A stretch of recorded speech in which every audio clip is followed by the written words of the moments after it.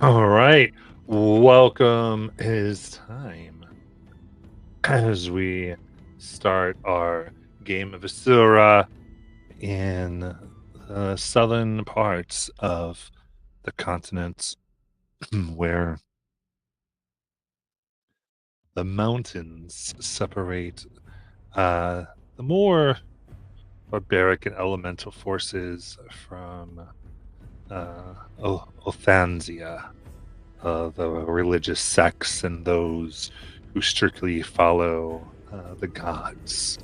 It is here where the power of the gods and their influence is rarely seen, and much of what happens is hidden amongst fog, snow, mountain, and ancient sites and rituals that prevent much from being known. And here, our characters, while moving to become a type of elder of the village, have now been put in charge of moving the people here the best they can as they push them towards or out of the mountains and to find a place and to do something with this mass of people. Beset by trolls and offending a giant whose lands they would trespassers through, they find themselves beaten and bloodied, and their people also very injured from the battle. And it is with that that we will start. So,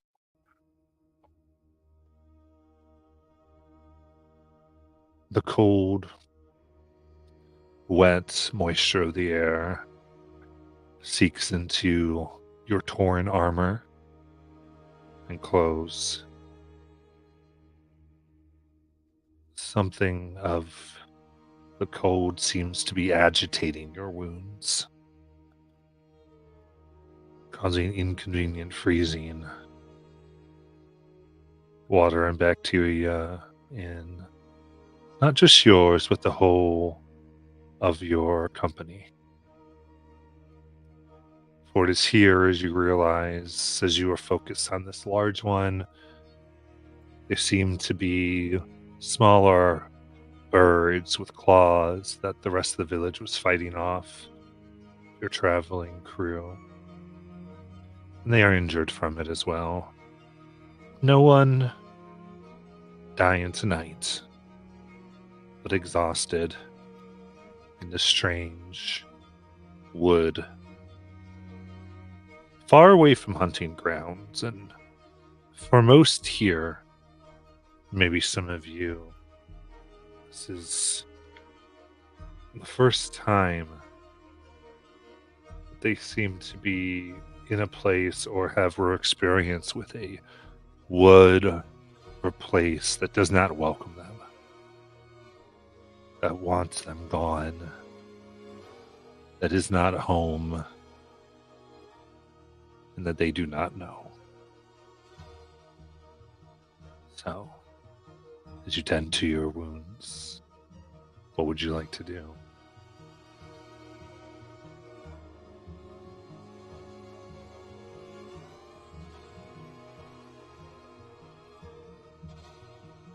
How hurt are people? Really hurt. All of them between. You mean so your compatriots? Yeah. Okay. I'm like, I got 2 hit points. Oh, that's right. What you got from me? Yeah, I think I got healed for more somehow. I think someone healed me, so I'm at 11 instead of 1. So, but not much. So I am bleeding everywhere. I'm a little better than half, so I'm okay. Do we Right. need to, and how hurt are the villagers as well? Like, we need to stop and tend to them hurt? We need to better to move on hurt? It's up to you. They're probably gonna. Well, he They're threatened us to get out, right? By Yeah. sun. right. You need to That- move so- forward. So we were trying to probably get out of here as soon as possible. I guess then what I'll do is being very familiar with trekking through snow and ice, I would like to assess the landscape before me and try to look into some places that we could maybe use the I guess us being on the top of the mountain or close to the top to our advantage, whether it's turning maybe making some wood adjustments to things and making skis or something that we could use to maybe travel a little faster down the mountain. It's still so tree spotted. I think skis would not be the best. Okay. Though if you would like to try to do something like snowshoes, that could help. Sure, for the people and not the definitely. Something. Though that would take a considerable amount of time. Right. Is there something that I could just look and assess, knowing that having natural awareness as a feature and like assessing this landscape to make the trek easier or suggest a easier trek? Give me a survival check. Sure, which I get with. Can I help? Azariah, I've got so many things. I'm sure we could cobble together something to get snowshoes and help get the people down. And I'm also going to give him some guidance. I have so many things. I've got knives, I've got wood, I've got sealing wax and oil and string. Oh, you're going to have advantage? I think, so it's funny. Okay. I thank you for that. Appreciate you, Torhilda, because I got 20. So with adding the proficiency with natural awareness and I guess the guidance, that would be 830. That's good. Oh, I got the highest on the D20 and the highest on the D4. Nice.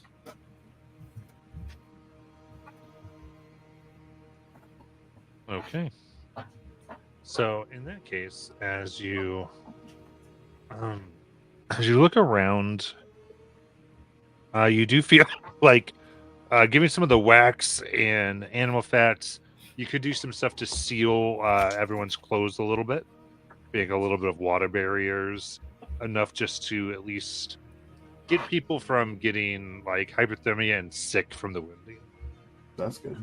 Just to give them enough so that it's I've totally slowed down. Thread and string and all of that. Yeah. Good. That's definitely with my natural affinity to being in snow ice. That makes sense. Try to get those people through the night, especially since we're probably going to be trekking it throughout the whole day and into the night, so we can get out of here. Because did he say, son, like that Shadowland is where you need to be? This area is mine. Like, did he point out where his He gave you a was? sense of how far. Yeah. Oh, okay, cool. And how far is it relative to the time of day? Like, is it book your ass, get the hell out of here, or is it like you got a little bit of time to organize first? You probably could have an hour for like a short rest. I'll take We'll it. have to go. Okay, I'll always take a short rest. Cool. I guess we'll do that. Let us know when I can push the button, because sometimes I push go it ahead. and then something. Go ahead. Okay. Go ahead. Yeah, take a short rest. And can I go tend the wounded and like keep an eye on the flock while also taking a short rest, or no? Yes. Yeah. General stuff. So people begin to bind their wounds a little bit.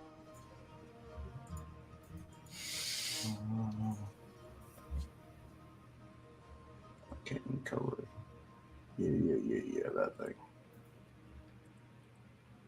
I'm like, what is that spell called?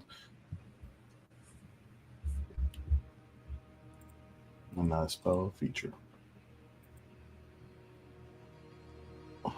I will gladly take that 5th level slot that you threw in my face earlier, sir. You said, I will raise your dimension door a meet the floor.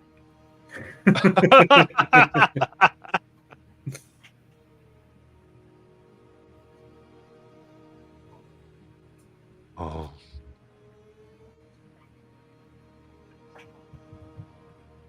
I'm a little concerned about what I heard earlier about the need to keep people's morale up in order to preserve the hearth, and so I'm feeling pretty good. I didn't really take any damage in this combat, so instead of short resting, I want to go around to the villagers and just talk to people in small groups or one on one and try to persuade them that this is all a noble endeavor, and if we just stick together, it's going to be fine, and point out how readily we chased away this crazy shape-shifting giant, and reassure them that they're going to be safe with us, and just attempt to do a little inspiration, persuasion-y kind of thing to keep them in good spirits.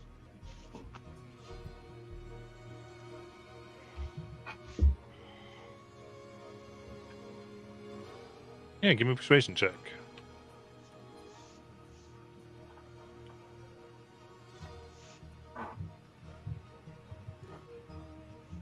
Yeah, 14. So that does raise them pretty well. They are nodded. Many talk about, nothing's ever easy. So there's one setback. So to kind of take it in stride. So that's very good.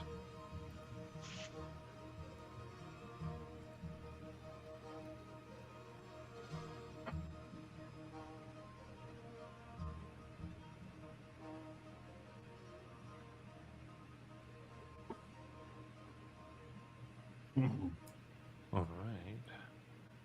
So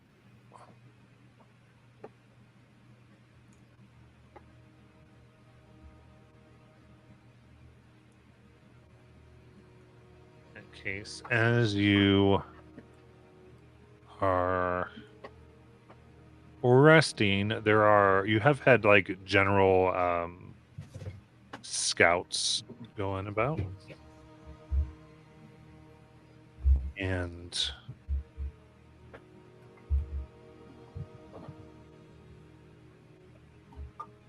the lands forward, especially the only way you can really get out of this person's territory, the way that you're sort of forced to go at this point, is heavy with mist.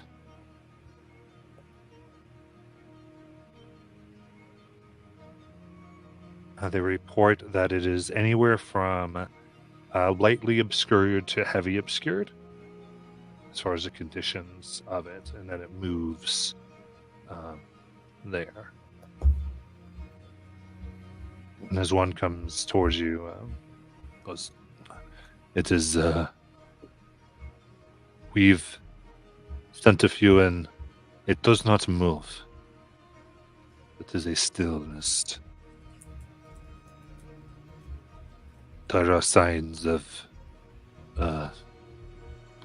clashes, warring, from what we can tell. The land seems somewhat smooth, but it is obvious a place of death and battle.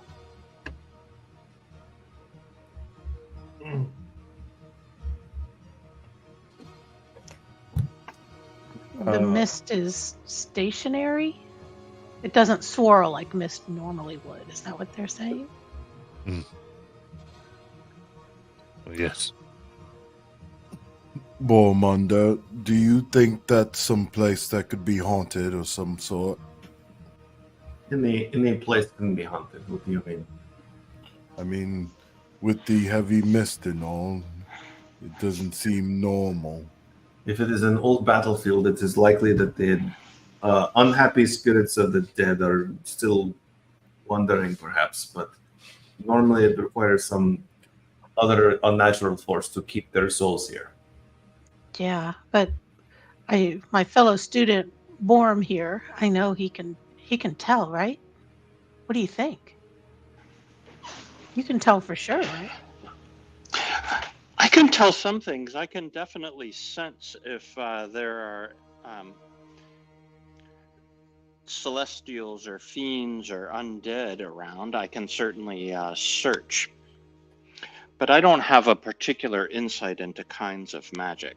But I will expend a use of divine sense just to see it finds kind of generally good and evil, and kind of reach out with my mind and try to imagine anything that might be nearby. Okay. I would say we can say you were sort of on the far side. These are people coming back from being about a day ahead or so. So this is kind of where you'd be moving towards. And Jalen, you're one unmuted just now. Oh, we'd have to go see it ourselves. It's not. We're not able to see it now. This is just being described. Yeah. Gotcha. Just what's coming. Yeah, maybe we could do that once we get close. And I also can usually discover the nature of the magic usually, but not always.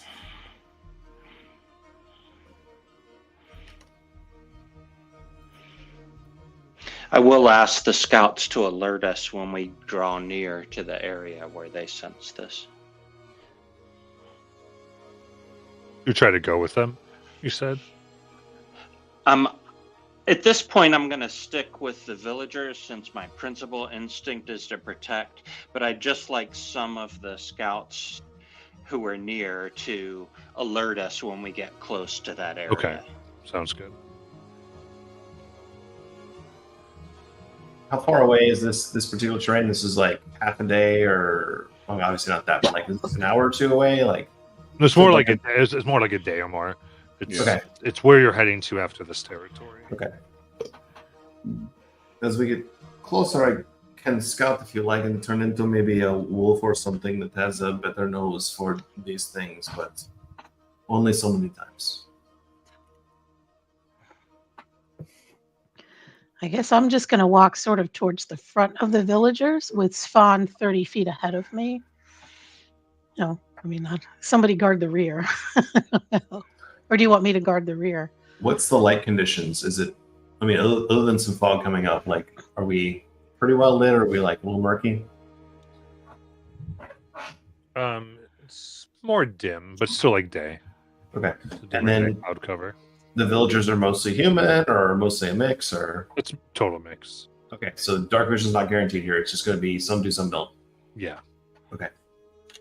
In that case, Brenda will be closer to the front with produce flame in her hand and just keep redoing it every time it goes out. Just keep carrying it forward like a torch.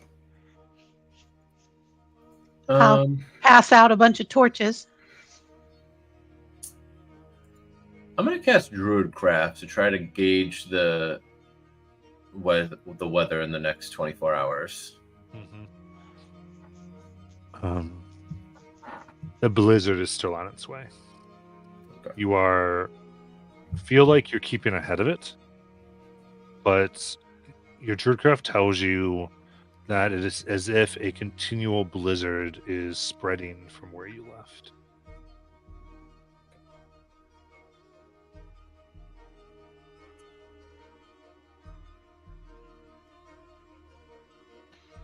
Well, out of the frying pan and into the fire, or whatever the cold opposite of that is. Out of the snow and into the lake? Something like that. The frozen lake, yeah. Well, we need to keep putting one foot in front of the other. Continue forward. And stay warm and stay together.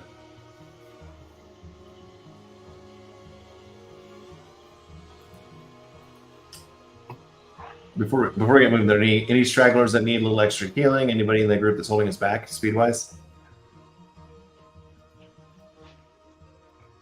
You've been able to basically get them through what you've already done. You've done many things.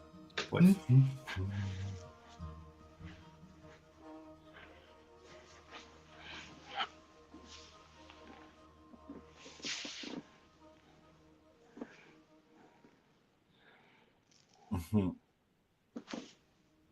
All right. Then from here, what would you like to do?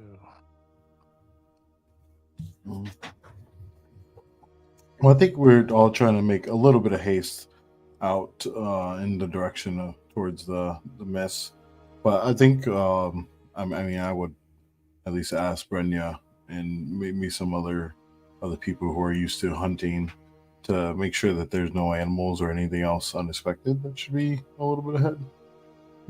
Yes, I can extend senses if you like, or I can travel ahead. It's just when I change form, I only have some number of hours, typically 4 hours or so in bird form or wolf form or something. So as we get closer to the mist, I would like to use it more probably.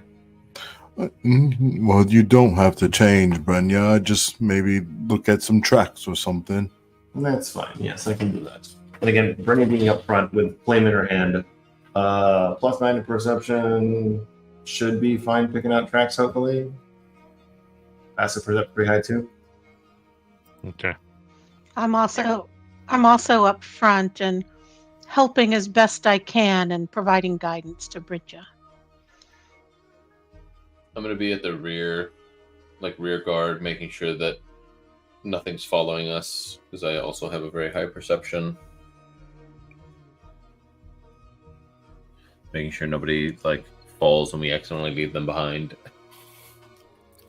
I'm in the middle, chilling.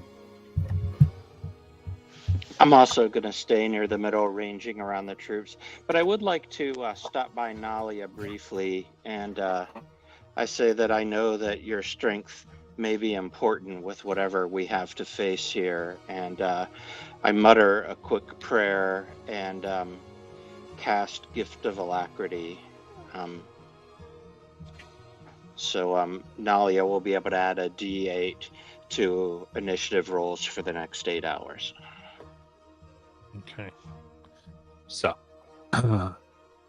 going forward, the way we're going to be determining certain things is with the villagers, whenever one of you goes to 0, a portion of them will meet their demise. This will be because in the battles to come, and any battle you face, in general, they are all facing something. And I want your focus to understand to be that the way your battle goes is going to be representative of the battles they are having. And so, kind of doing things like helping out, trying to do so as to help the villagers aren't usually the best thing. It's really what your face is going to be the most helpful in what's in front of you. Including getting pulled into traps, those types of things, as well as all of you do. That is going to be, as well as some of the villagers do as well, in that case. So just above the table, because I haven't done something this way before. Sure. Taking actions just to protect villagers is not necessarily beneficial this time like it was before, but keeping ourselves above 0 is more beneficial to them. For this bit, Okay. yes. For this is representative. Before that was not the case, and this is Right. we're sort of changing a little bit how this is going to Just want to make sure I'm moving. Yeah. not screwing it up. Oregon Trail rules. Let's go more like Red Warrior needs food, but yeah.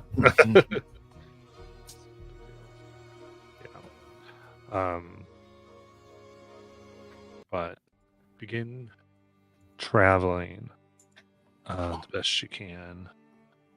So whoever would like to lead this, we need a final survival check. And what this determines ultimately is I'm assuming you will do what you need to do to make it out of here by sundown, by the time limit. The check will be whether the whole party will get exhaustion from it or not. So who is leading the survival check? I'm a decent option, and I'm way up front. Give me a second to make sure. Yeah, I'll take it. Can I provide guidance for that?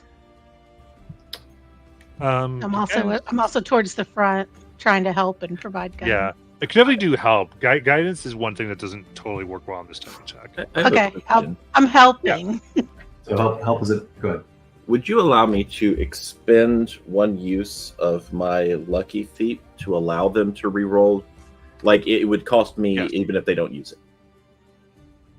I'm Yeah. not talking about like just like expending it so they have it as a resource on this one roll. Sure. So you got the advantage and lucky there. Yeah. Advantage, you can re-roll one of the die you roll. Here goes nothing. The high end is an 18. I would not force a reroll because that's a 13 is well above average with a +5. I'm gonna hold the 18 and not do a reroll. Actually, can I reroll the worst one? Yeah. Okay. So it's either 13 +5 or 14 +5, so 19. Nice. Yeah, because lucky plus advantage is super advantage, basically. Because you get to roll your lower one. Cool. Try lucky with advantage is absolutely ridiculous. And then if you're a halfling, and I hate you. You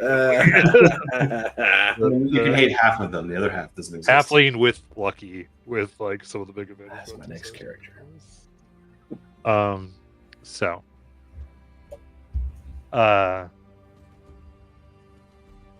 What was that number? I'm sorry, I got a little confused. 19. Thank you.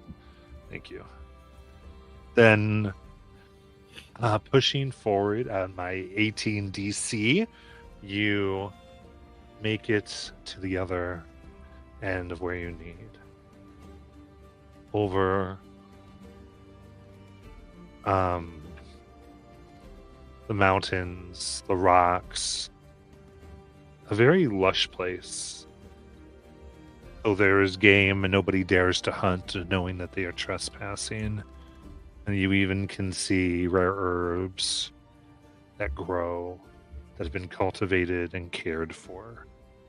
A territory well maintained in a wild place. Can I gather some herbs? Yeah, per your, I believe your herbalism allows you to passively gather. Mm-hmm. So I think so. by those rules, you can continue to do that. Yeah. Okay, yeah, I'm doing that. Absolutely. Oh, look, some lovely lavender, Yeah. some And- sage. Maybe one thing I was kind of interested in is on these long treks, I'd kind of like to, obviously not to role play this, but since I have calligrapher supplies, I think it would be cool if Nala takes time with different villagers and just kind of writes down their story. Okay. Like each time we travel.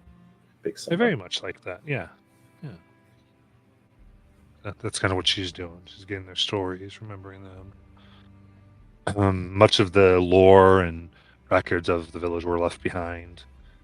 What has been carried with you is what you all determined to be more valuable, which is the mystic things and some of the broader histories rather than the personal ones.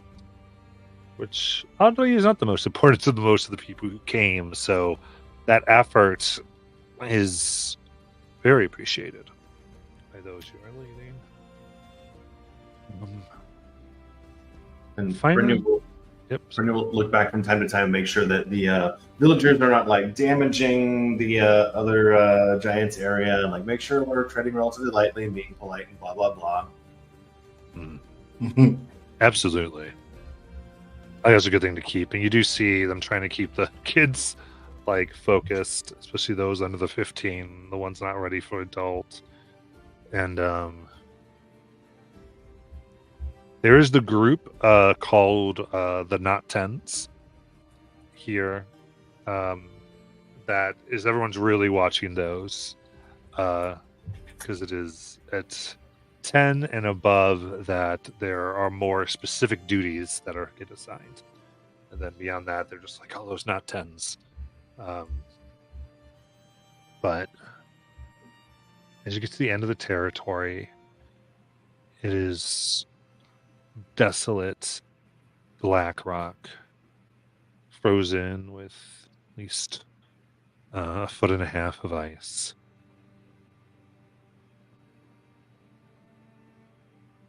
And from this vantage, you can look down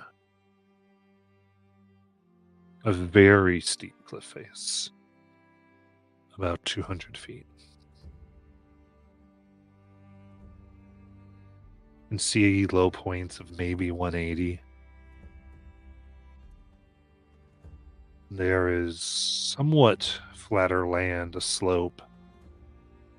Below is that thick mist.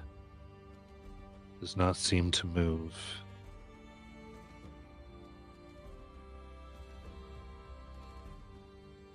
Looking where you are, you can look almost over it. And in the far distance, more days travel, you can see signs of stone walls, maybe for agriculture, herding, ranching, possibly. But this field of mist, even in the rock, in the cliff face, looking down just before the mist starts, you can see spears and arrows that are long, degraded.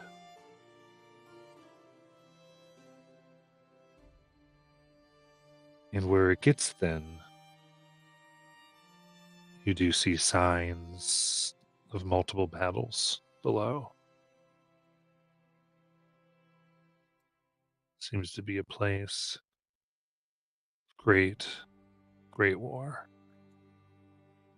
What hits you the most, those scouts who take, I think, Bormunder to the edge, you can see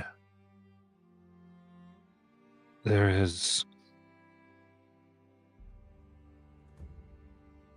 a large concentration of bodies that look like they died trying to make some type of assault or climbing up the cliff face.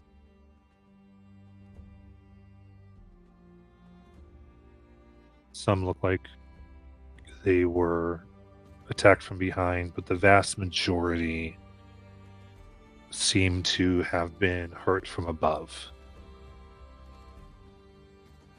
by arrows or spears and frozen over.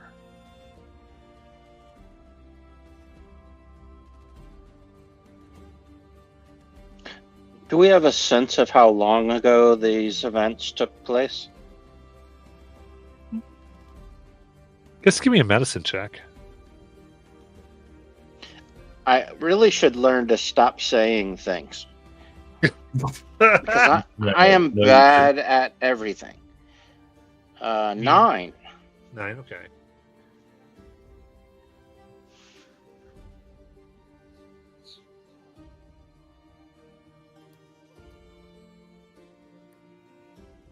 I don't know who that is. They're being sassy. Can we grade on a curve? So it's 9. More like a cliff. Hard. It's hard to tell. You do see that they are skeletons, some of them. Others have more flesh, but all have bone exposed, giving you a sense that at least it's been,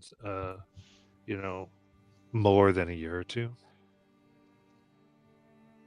Are we still in the Giants territory? You've exited. We've exited it. Okay. Yeah.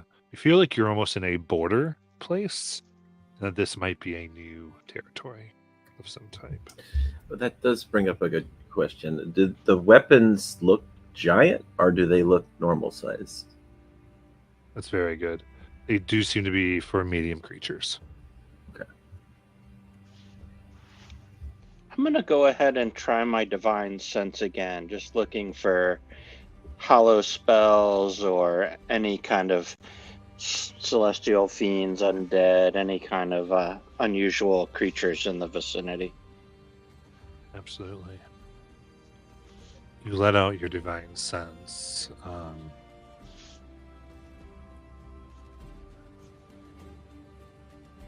And there you sense a strong necromantic power from the mist.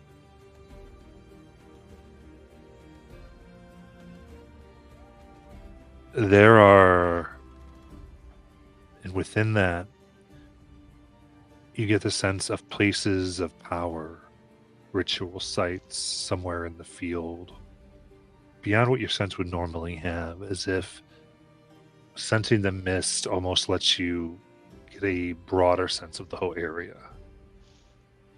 This land is cursed. Strongly.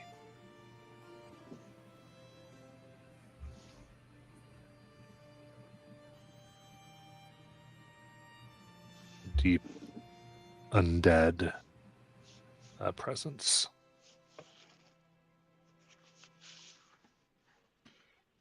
I start passing out holy water to the villagers.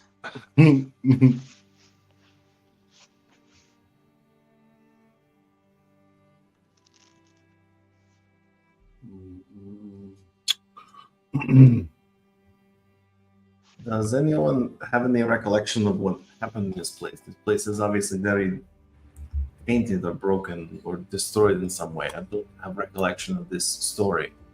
Does anyone recall? As a skald, would I know of any stories about this place? Give me a history check. With charisma, because I've already let you do that. Okay. So basically just charisma. Okay. All right. That is a 16.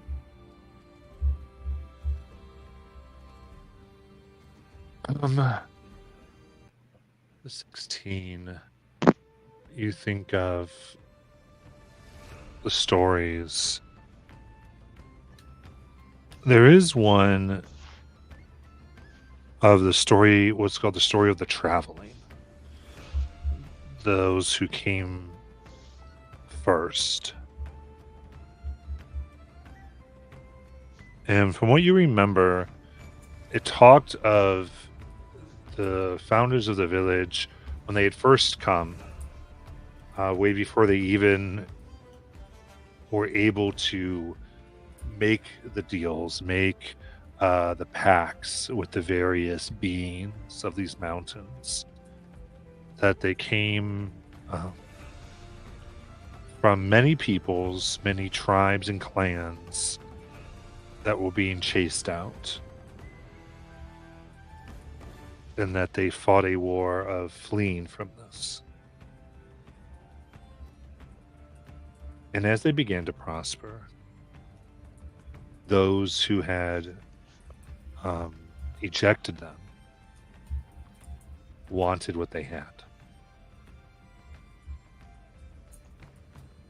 And the legend says there was several wars fought over and over again over the course of many years, decades, multi-generations, until they finally made another pact. And it was the first pact that they did that wasn't for their survival against what was already here. It was for protection. It was with a being called the Anskoti. How do you spell that? Andskoti.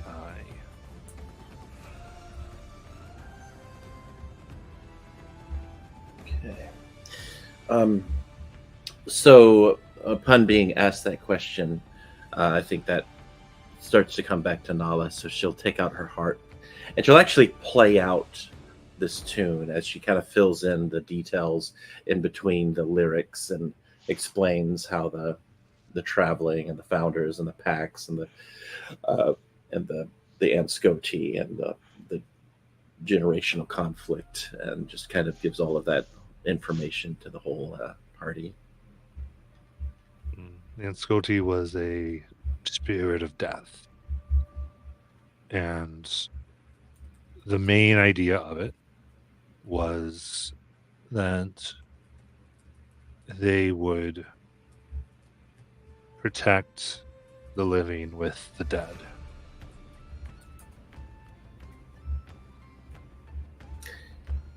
So sort of a guardian of. So, if I understand that correctly, the undead or the dead / undead is here as a protection. At least in its how it was formed, and the land was given over to them Okay. for this purpose. So it serves as that from any who would come up to the mountain. But also for you crossing it, you would be in danger. Right. But this was given to them, and that's what the point of it was. And so the idea is that these are the people who did fight those battles over those years and decades that are Yes. the dead here. Okay. Being a bloodbound thing, would I know anything about that? Like using the dead to protect the living? I mean, there's all types of magic that can do that. Is there a specific question you have of it? Just the precedence of using that, and like who would have been doing this, like if it was a specific tribe or stuff like that. Oh. Well, from what you can tell, it seemed to be the tribe you all are from. Oh, okay.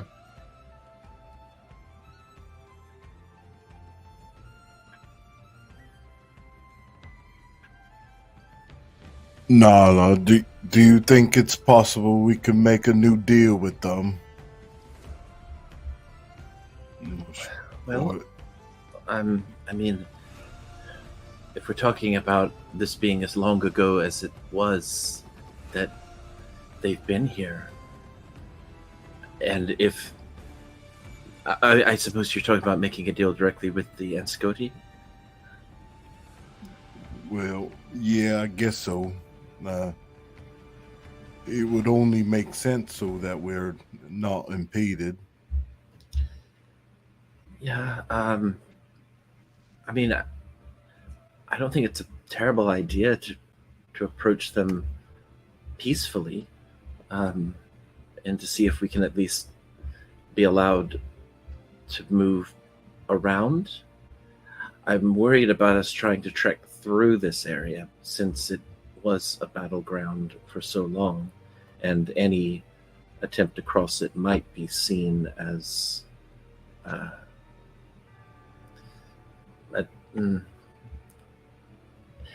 what's the word I'm looking for?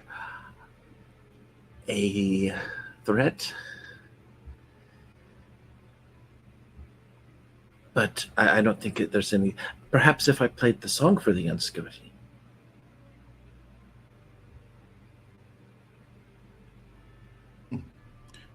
It was a pretty good song.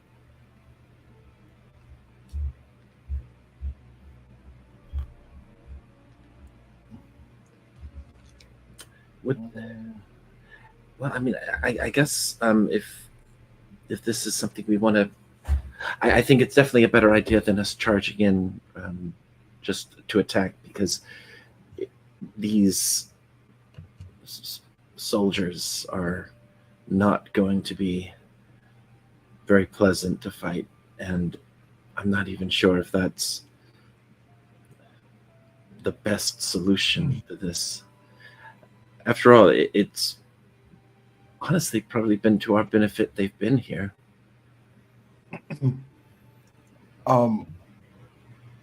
What I'm going to do, and I guess maybe I could have gotten started a little earlier, seeing how thick the mist is and knowing that the scout said that the visibility was low, I'm going to ritual cast Rary's telepathic bond so that we're able to at least speak to each other in our minds if we aren't able to see each other.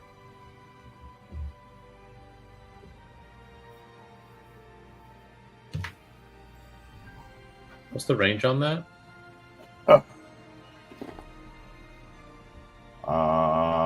I mean, it's the communication is possible over any distance. Okay, nice. No, it can't extend to other planes of existence. Right. No, that's an hour. Yes. Well, we better get going. Is this down? We have to scale down, right? You have to 200 scale down feet. here. Yeah. Would I mean, I'm curious if I played the harp from up here, if that would be a good idea. You could certainly try. If this is our only path, and you want to negotiate with this ancient being, then making ourselves known will make a difference. The dead will find us regardless. Okay. And I guess before we do look down, knowing that this was used as an ancient pathway of old, could I look? Is this still like ice, tundra, frozen area? And 200-foot cliff face. Sorry, what was your question again? I don't understand what you're asking. Yeah, I just want to know, like, what is this area like? Like frozen mountain area, or just like straight, Yeah. like mountainous? Okay, Yeah, Like, with an layer of ice. Yeah. okay. So if there's no, since this is an older path, if there's no elevators or stairs or anything that leading up, can I look for any old caverns that could lead down? If we don't feel like scaling it with rope. And I things have like that. so many baskets and block and tackle and pulleys and rope. We can make it happen. We can do it. We If you should think an that you can elevator make it system. true. I was going more for a Bob the Builder, but sure.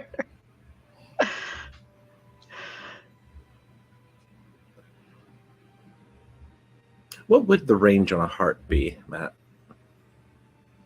I mean, that depends on many things. I assume with like, if this is like, I kind of picture it as almost a crater where it might be possible for the tune to bounce off the sides a little more easily. But I'm not sure if I'm picturing it. Yeah, that it could be that case. Yeah, there's a good chance that it could bounce here. It just depends. There's a lot of this you can't see because of the mist. So, but you'd have reason to believe it's possible. Okay. Can I use minor illusion to like repeat what Nala's doing? Probably on like a split second delay, so it might be a little weird, but repeat what I've heard at huge volume. What does my illusion say as far as like volume and those types of things? It says you create a sound, its volume can range from a whisper to a scream. Okay. It can be someone's voice, a lion's roar, the beating of drums, or any other sound you choose. Okay, sure. We can attempt that. Awesome. Well, Nala, I'm your PA system. yeah, sounds good to me. So Nala will set up her harp, and she's going to begin playing the song of the Anscoti. And obviously this song is meant to I feel like the song is showing the Anscoti in a more positive light, and and what they're doing as purposeful and meaningful. And so it's not a slight or an insult, this song and the lyrics. But yeah, she will attempt to do that.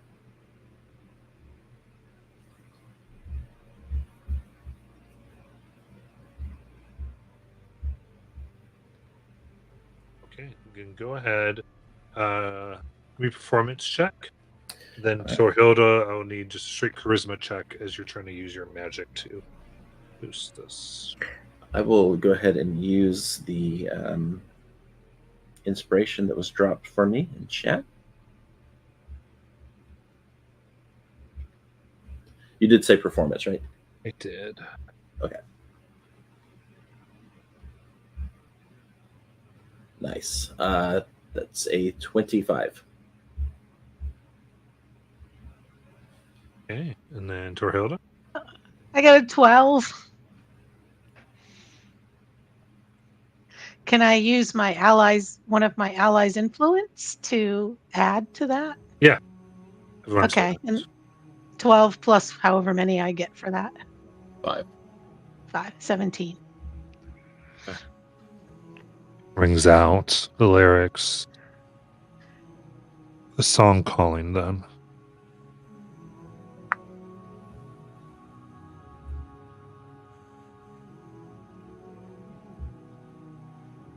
And the mist rises in response. Tall, now about 10 feet above the edge of the cliff face, but not passing or rolling onto where you are.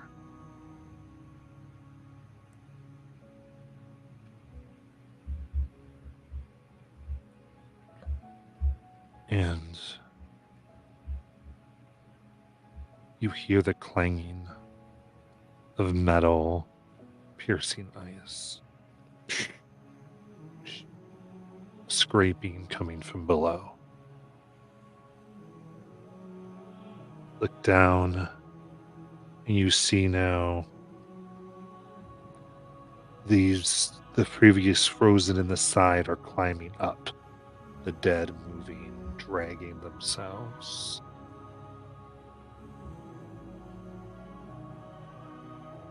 And the first arrive and begin to climb on top of each other, balancing, creating almost a small pedestal with their bodies. You look down, and now more dead have made almost a type of steep staircase. And a being walks, ascending. She is pale, bearing shield and sword.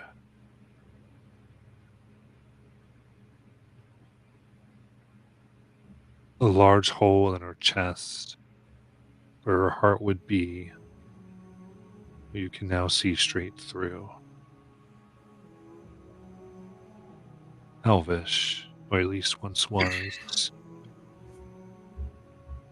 As they ascend and now stand upon the platform of the dead, they themselves a fallen warrior.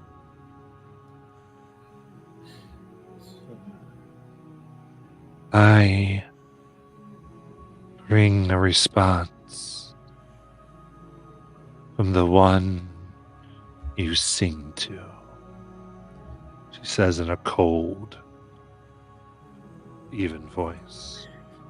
Nala, in a more warm voice, will say, "Thank you for meeting us. We represent the descendants of our founders who many years ago made a pact with that same being for protection.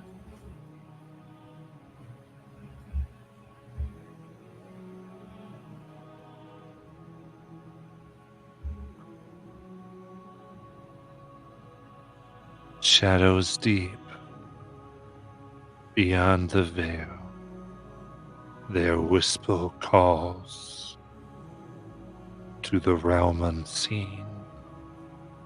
You can now draw near.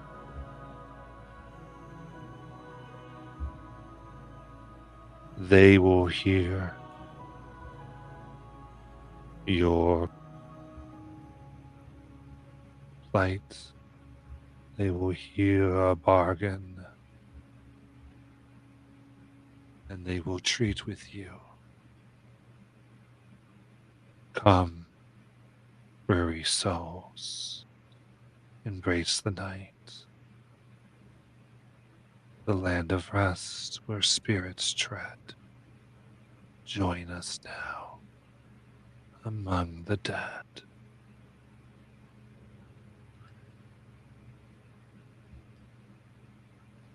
We- Almost scary. We appreciate your kindness in this matter, and we are honored to pass this place and to honor the commitment of our village's pact. We thank you for your honorance of that pact as well. And I guess I'd like to do a insight check, for lack of a better anything else, to try to see, because those the words she was using, I feel like could be read two different ways. And so she's trying to get a feel using lyrics and such, whether or not this sounds like they're trying to kill us, or if they're saying no, we're here to protect you. We're just going to peacefully show you the way through.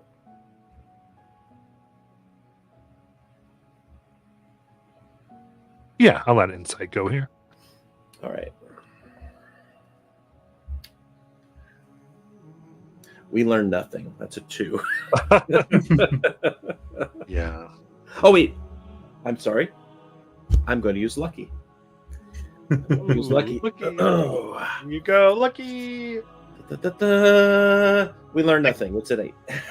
There are inspirations in chat, as a reminder, everybody. I think I'm pretty sure Neb's put some stuff in there.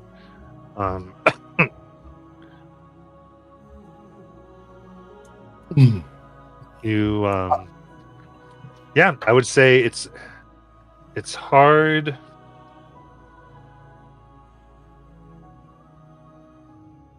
Yeah, Nolly and Toyota both. This is very much how these beings enjoy talking. Where there is much doubt and much interpretation. I think They Nala- like wiggle room. Basically, it is how they deal, how they think. Nala is very much the type of person who's of the mind, go with the path you want to believe. And she'll be very happy to go through if everybody else is. Yeah, they're just gonna yeah, go ahead. Sorry.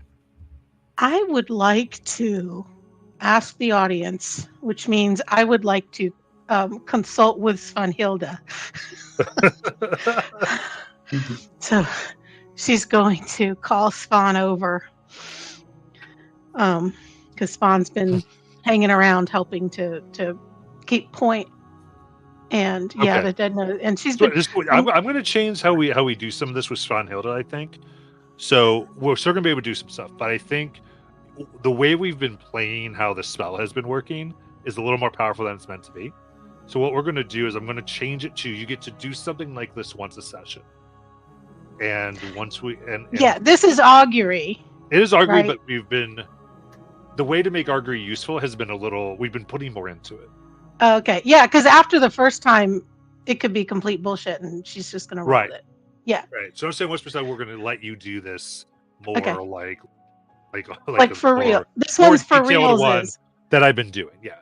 yeah, this one's for reals. Is and then after that, I don't know. Yeah. Right. Like it could be for reals. Is it could not be right. Sounds good. It could be bullshit. She believes it all, but it could be completely. Svan is not always right. Sounds good. Tor just always thinks she is right. Yeah. Yeah, she believes her own bullshit, but it could be complete bullshit. Users beware. What is it? Caveat emptor. But I will actually cast augury in this circumstance because I have it. I haven't used it yet. Now I've used it, so everything else potential bullshit. All right, it's fun. And she just calls her over because they've been bickering. They've been bickering Sure. this whole time at each other like sisters do as they're walking. It's like, so is this on the up and up? What happens if we go with this? What happens if we go with this?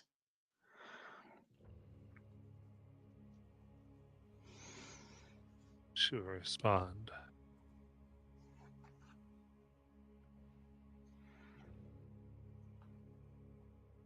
They are willing to entreat, but the spirits do not forgive those who waste their time. To walk away without a deal will be to invite their wrath.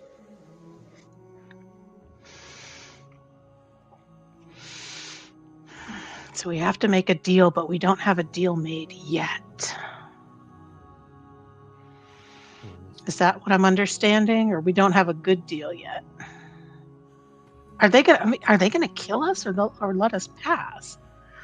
Depends if a pact is made and what is the terms thereof. Okay. Okay, so I guess we're gonna get it.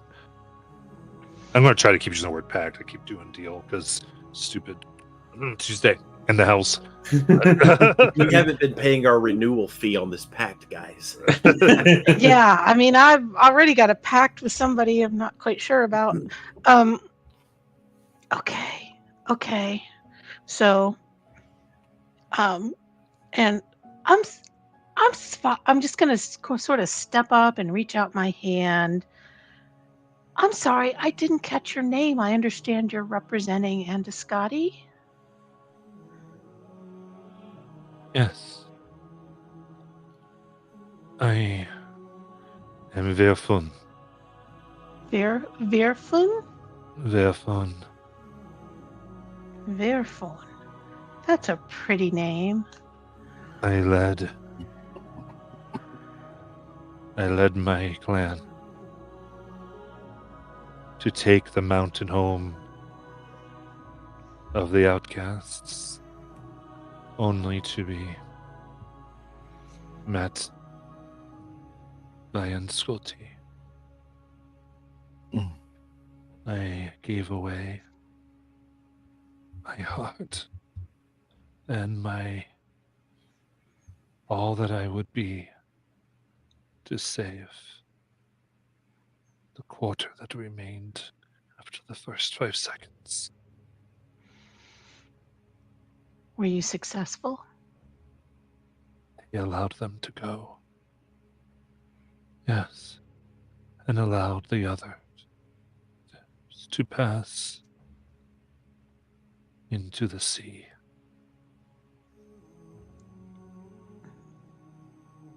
They allowed the living to the quarter living that remained The quarter that living, to leave. to pass through, and allowed those who had fallen to pass into the sea. Is that That's what she said. rather than become undead? Is that my understanding? Yeah, you get something like that. Yeah. Okay. Sorry, that was a little above the table, but I feel like Tor would know in world. Yeah. The quarter seemed to be able to leave freely, and those that died were freed from the curse of undeath. Was it a good bargain? Yes. I alone made the decision to come. She allowed me, the leader, to bear all responsibility and all consequence. That's a kindness. So I serve them loyally. I understand. We wish only to pass through. We don't wish to fight. Is there a way to make that happen?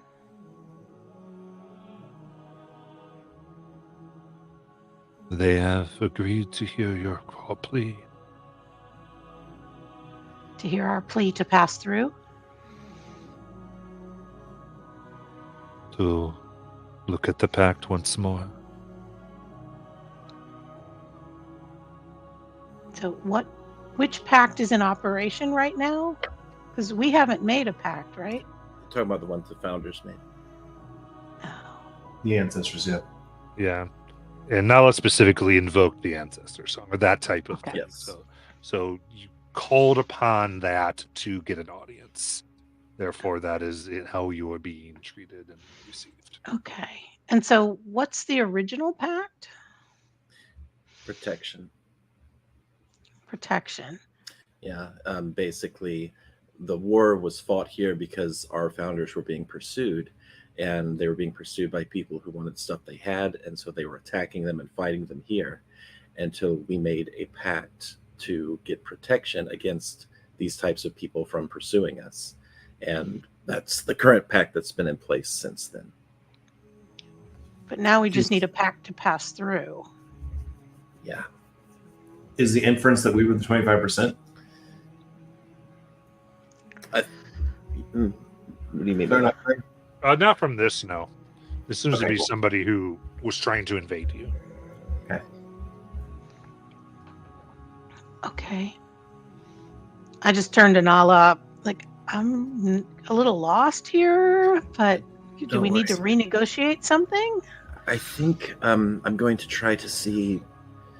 I mean, I feel like you and I are probably the most skilled at negotiation, perhaps Bormender as well.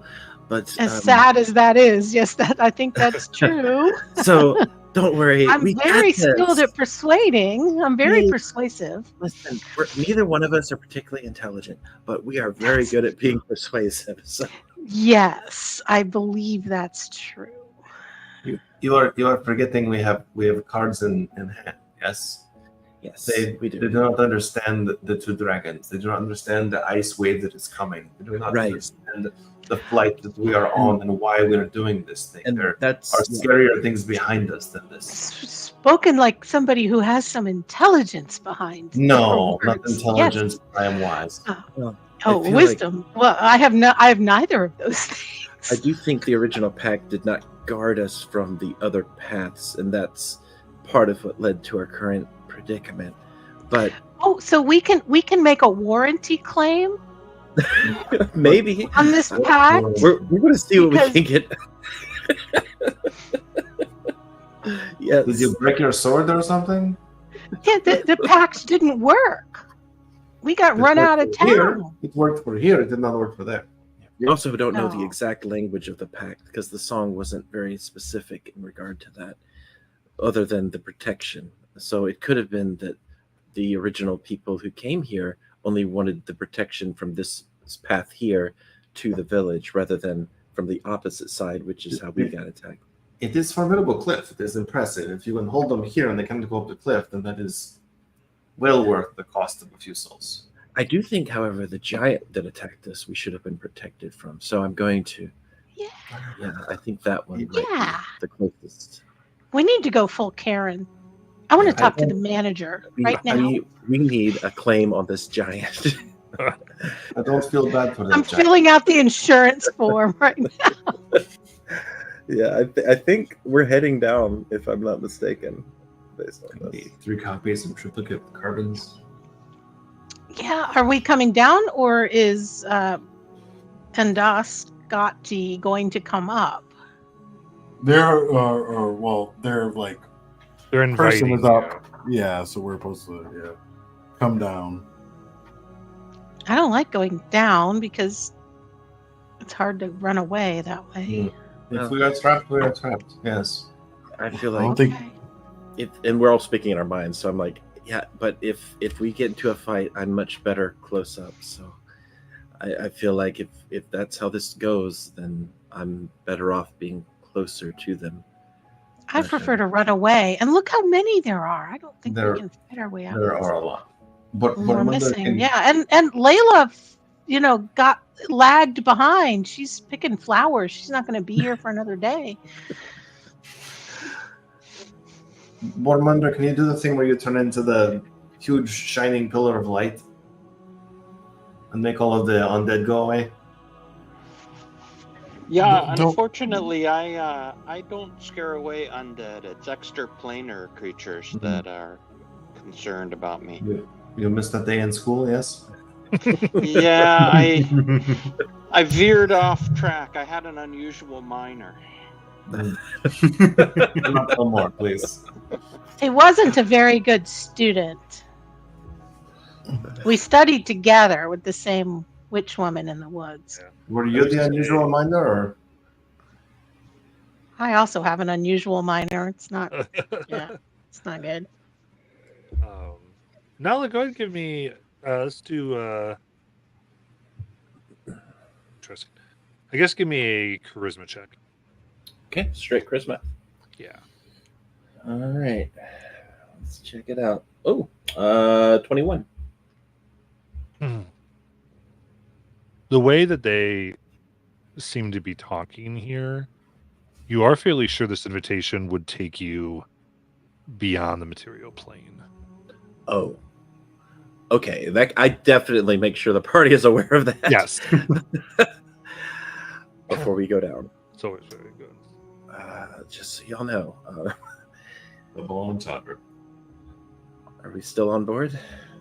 Well, that's what they literally meant by walking with the dead. Mm-hmm. Oh, joy. Another day, another potentially life-threatening situation. It's almost like it's Wednesday. Why doesn't everyone? We just play nice. Everyone just plays nice. Is there alternative to this, or are we on the one track? Well, because if we Large also learn number of from what, people behind us who are very susceptible to death. yeah, and then we learned that Torhilda, from Torhilda, if we do refuse that invitation, it'd be like spitting in their face. Yeah. It would be So- considered very rude. It sounds like we either fight them right now, or we take a chance to make this pact, or offer them something in exchange, or maybe we can persuade them that the original agreement is still valid and move on, and with the possibility of a fight if things go bad in the negotiation. I think that It's not much of a we choice. all should, yes, go in. It's, moving forward is the best decision. Yeah, let's just trust the sketchy act that our ancestors possibly made with these undead. What could possibly go wrong? Well, Yeah. I turned to Svan. Well, what do you think, Svan? Is it an undead realm? Have you been there? The land of shadows. There I am not with you, I am there. But it's the upside down. Oh, that's where you go. Is it a nice place? No. No, that's a shame. I'm sorry. I'm going to keep you here with me more often, as much as I can, so you don't have to be there. I do predict the negotiations will be short. Very, very many of you are good talkers. I will probably not talk much except in your head. If you feel we have an understanding of who we are and what we need and such, the game very much changes on other planes of existence. It would be difficult to play by the rules. Yeah, your good talkers are neither smart nor wise, so we've got a problem. But if you bullshit good, you're fine. We do bullshit good. We are queens of bullshit. Yes. Absolutely. That Me and Nala, we're gonna make the sisterhood of the bullshitters, right? QOB. QOB. Here we go. And I will say, in all these challenges, and especially this one, but in going forward, things like this, when the whole party is present, things that you do that make sense will benefit the whole thing, and they'll likely translate to decreasing the number of successes the main negotiators might need to get, to lowering the DCs. It'll depend on the situation. So things like whatever your expertise are and you're trying to get a handle of the situation, while we'll play with that narratively, I will be keeping track of those things when quote unquote the big roles come around. So to aid that. This is the And I think you should give points for things that don't make any sense. What were you saying, Will? I was saying this is a combo rule for negotiation, like all the political shit we did before, where it's like this person contributes this person contributes that, DC comes down a little bit. Yeah, basically. Yeah. So as long as you're, I like that. So it rewards the whole thing, and so. But if you just let the two people do it, things are going to be harder, and they're going to be much harder for them to get it done. Yeah. But if everyone participates, it lowers everything. So over Rarius, Brenya says, "I will inform you as much as I can. What I see, I will tell you about before you must speak." Yeah, any reads you can pick up on these people. It's we're going to be talking very about. difficult to read Undead Mind. Yeah, I would know. I hear rattling of bones. It makes no sense. I know, every time I talk to Svan, I'm not sure if she's telling me the truth or not, They're kind of tricksy. Of course, that was true in real life too. She was a bit of a jokester, Azariah, maybe you could stand close to us. And do what, Nala? Just close proximity would be great. You will not intimidate the dead. Oh, no, not that. Just close proximity would be great. As You long won't as really Brenya doesn't talk, we know how well that went last time. It was one time, and two birds talking, there was a mistranslation, perhaps. The result was I fell a long way.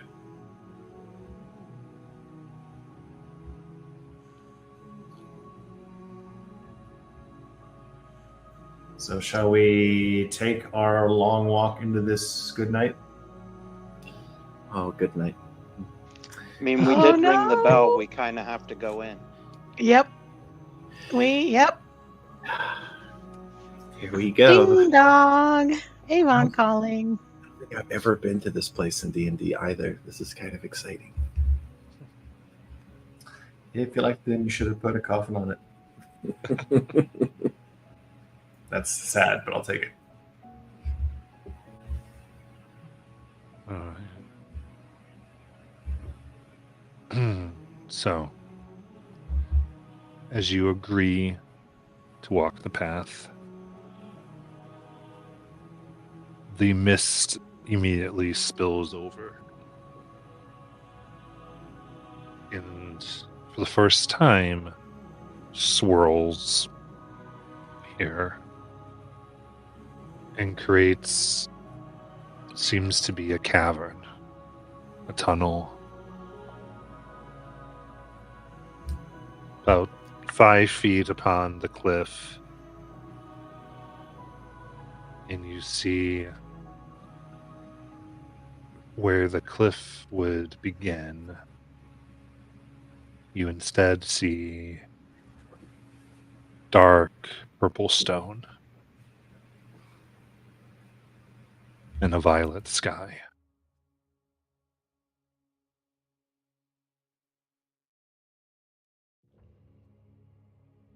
With open arms, we greet the brave.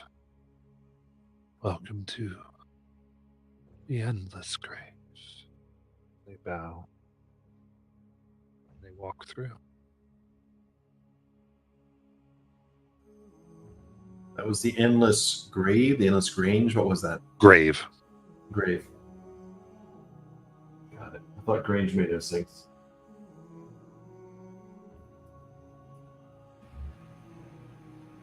Thank you for guiding us true into this realm of spirits through and through. Fear not the dark as we go through the gates of death.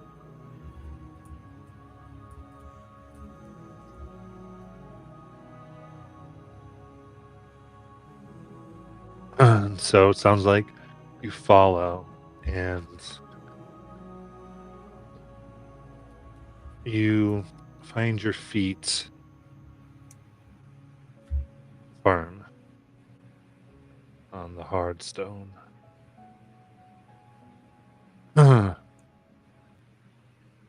Here.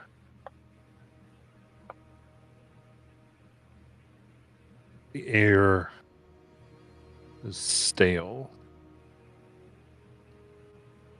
Your lungs breathe in, though it's shallow.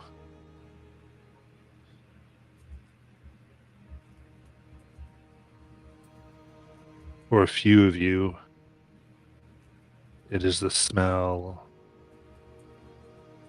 of the air that's trapped within a dead creature or person.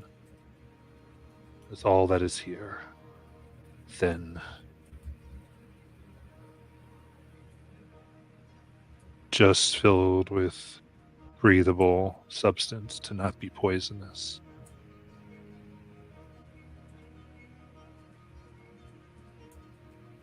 And I need a wisdom saving throw for entering the realm of the dead.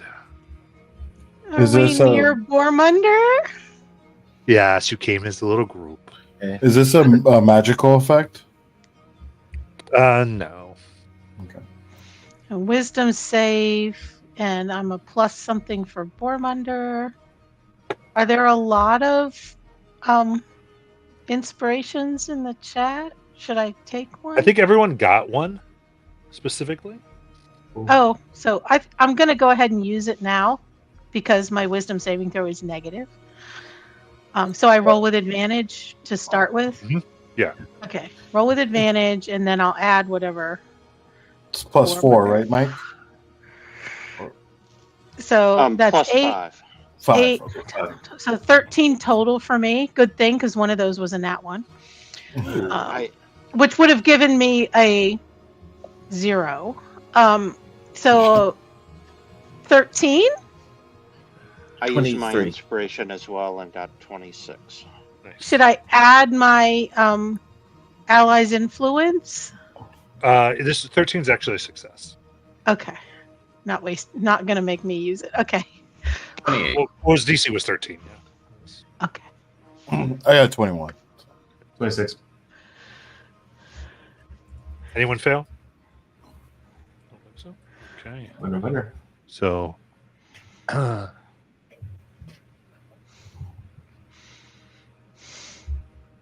the wave that comes over you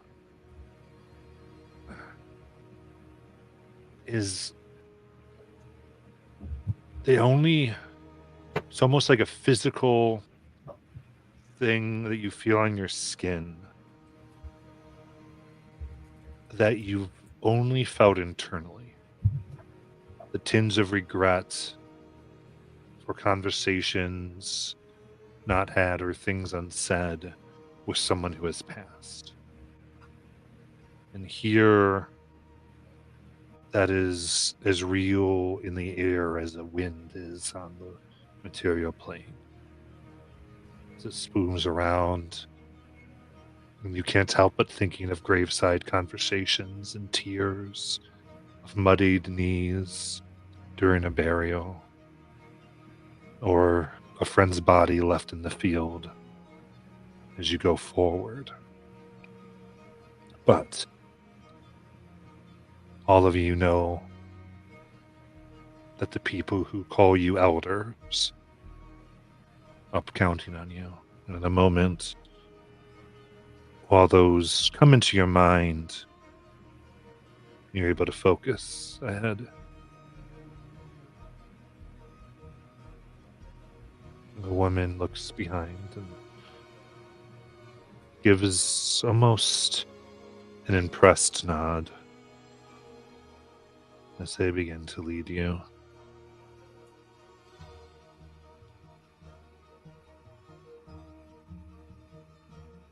The Yao. I bring those who wish to see and are invited by. And Scotty.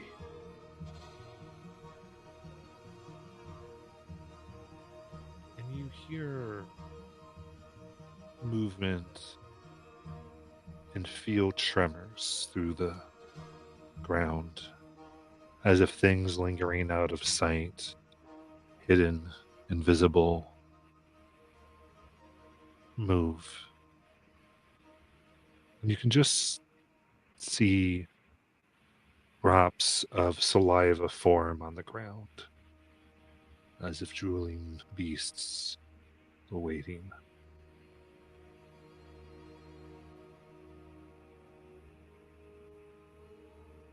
And it is in this movement where you can vaguely see that these things in a way are massive, as it's almost as the scene that you saw, which is just this purple stone, violet sky, almost moves to reveal a bone bridge lit by blue flame. And she leads you across, and you can see at the other end of the bridge connects to a 15-foot diameter, almost hewn pillar of stone. On the top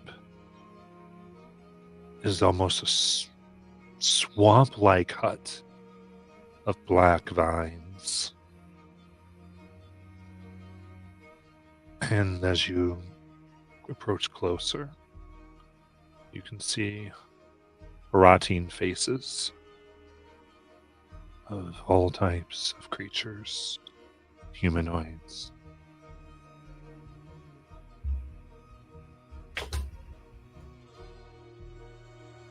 As you set foot upon the pillar, the hut that had no door opens and forms an entrance. Inside is dark. You may go and sit to entreat with Anscoti.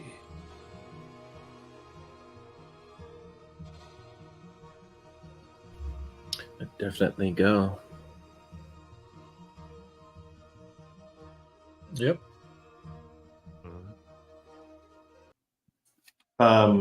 Quick percept check. The door wasn't there, and then it was there. Was that magical or some kind of like fact? What was that? Yeah, give me a perception check. Sure. Boop says 15. It was though the black vines that made the house moved for it. So Repositioned themselves and drew back. So the vines hid the door or made the door? More made the door. There was not an opening, and they parted to create one. Thank you. Which means they can deny us exit.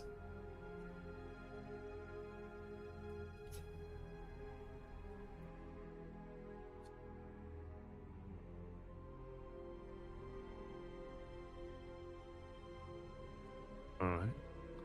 Anything else you could have a conversation while you were walking? Any other things anybody wants to do before we continue? Is it clear we're on a different plane? We're doing plane. Is it clear we're completely off the material, some other weird place? You look up, the sky is new. Right, it's purple. It's purple, yeah, but even then, instead of stars, you see rings and large orbs in the sky. Is it clear what the gate was? Is it obvious like how we would get back if we had to? Looking back, you can see the mist that stays there. So the mist is the portal. Yeah.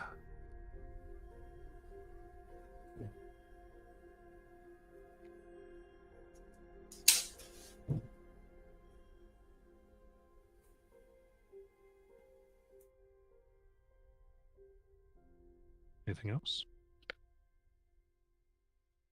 All right. In that case, Good on my side. Oh, good on my side. okay.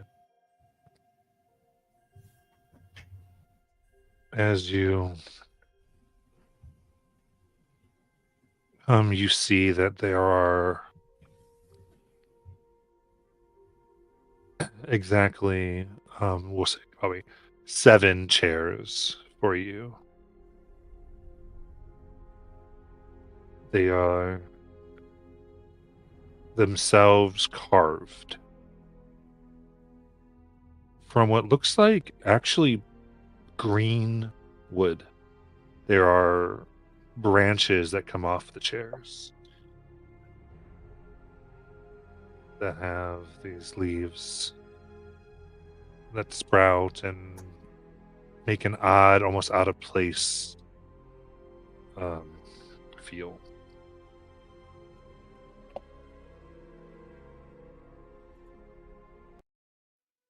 These look like living plants.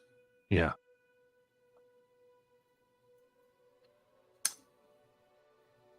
These people that we're meeting with, do they look like they would take offense to spell casting? Well, it's dark here. And then you see 2 silver orbs.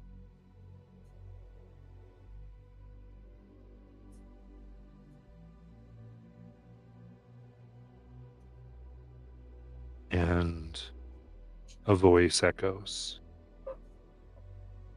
raspy. You may light your fire.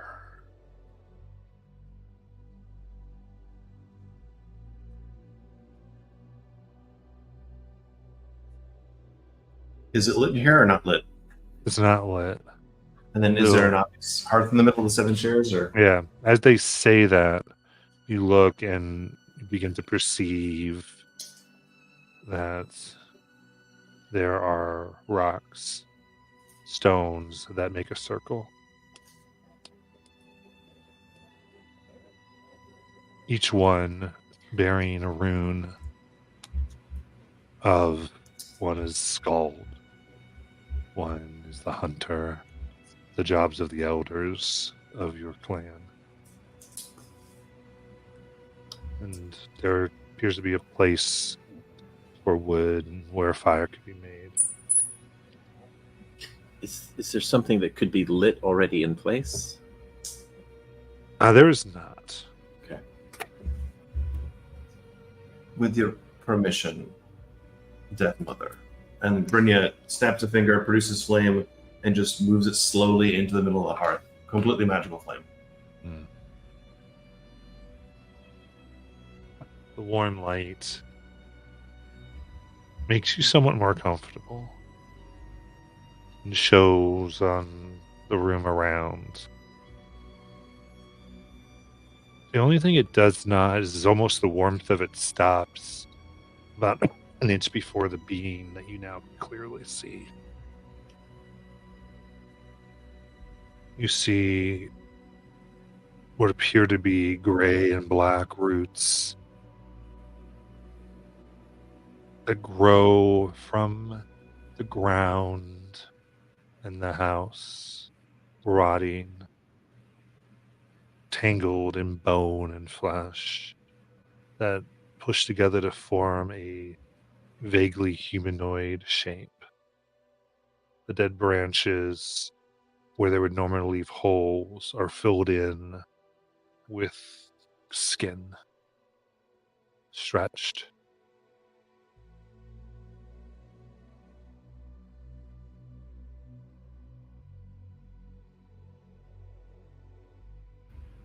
You've come to talk with Scotty. You sit in the chairs. Your forebears carved that life a sign of our pact. You wish something new.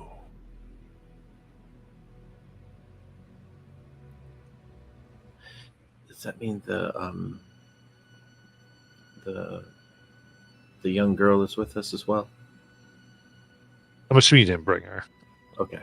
unless you wanted to. No, I was just asking since we had like these stones out. Yeah. So I'll take my torch and go up and light it and sit down and on the scald stone. So the chairs are just carved. The stones were around. They're like smaller stones that just made up the fireplace. Oh, okay. Is what I'm saying. Understood. They're just a representative. They view you as a representative, even if not all the positions are here.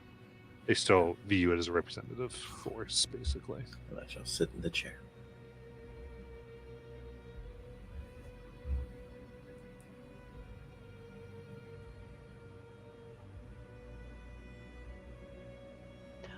I guess I'll come forward and sit in the chair and start us off with Anascati. We are here as your humble guest. We beseech you to please grant our request. The pact has failed. We were attacked. Please help us find our way back.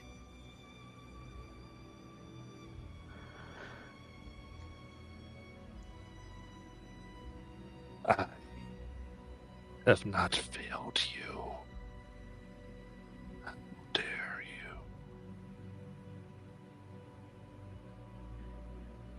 A The larger lands threat. I have been given have been kept. No living thing has made it past, as was agreed. And we thank you for that. And our sincerest apologies. It has been many moons since the original pact was made. And obviously, no record other than oral tradition has been kept of this pact.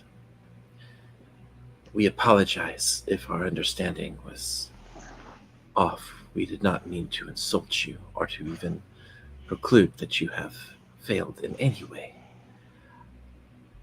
Instead, what we have come for is a chance to pass by as a reminder of that generous pact, and in honor of it. We understand that to do so seems to require a new pact, and we are very generous to offer ourselves to this conversation so that we can hear you out, and so that you might hear us as well.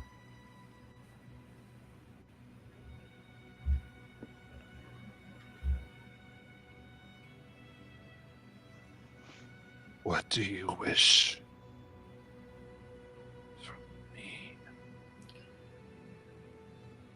We wish no harm, no battles between us as we pass through here.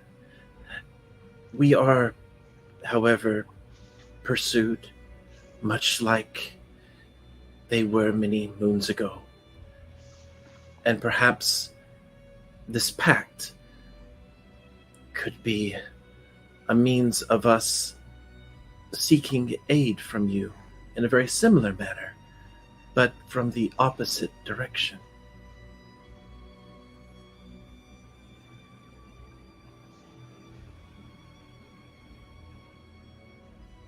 Do you leave for all time? We do not leave for all time. No.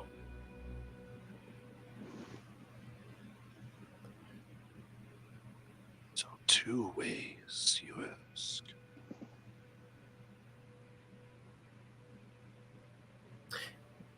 Yes, the original pact and then the new pact. You are correct. None pass. The land's gifted to me. But you wish to pass through twice.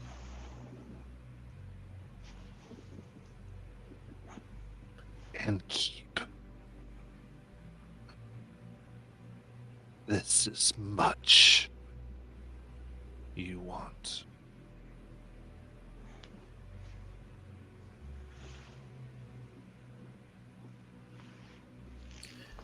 Much must be exchanged.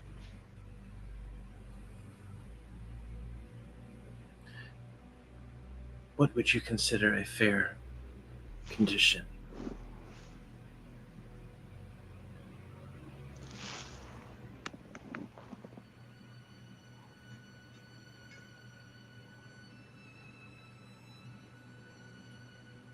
You are being hurt by a force here in your home. You wish to pass to be free of it. So, you will make me free of a threat into my home.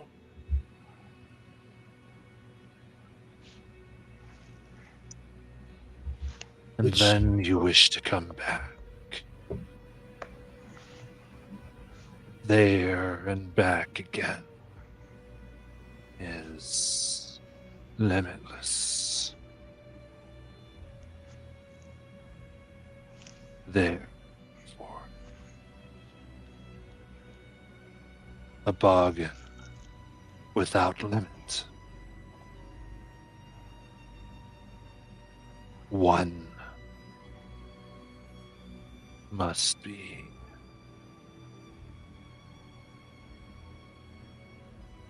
mine. Carry a piece of me. Claim those who wrong you for your life.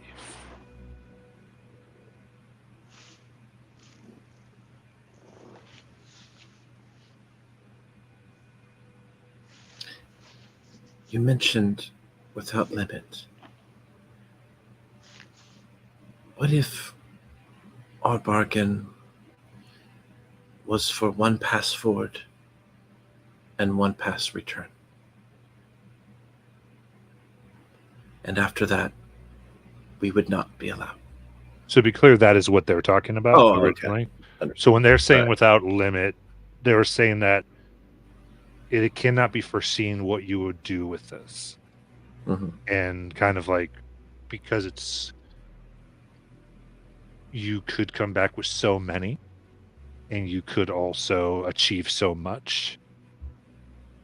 They want a piece of that achievement Okay. because they cannot quantify it.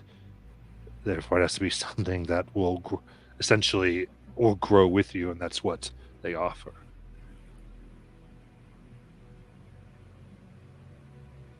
Are they asking to become a part of one of us? Piece of them into you, to one of you.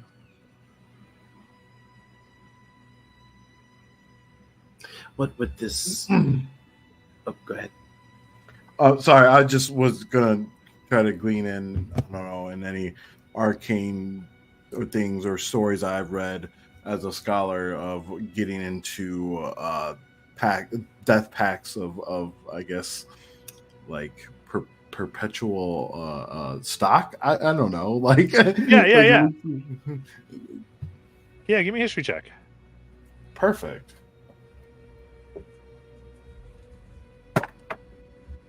Not bad. 26.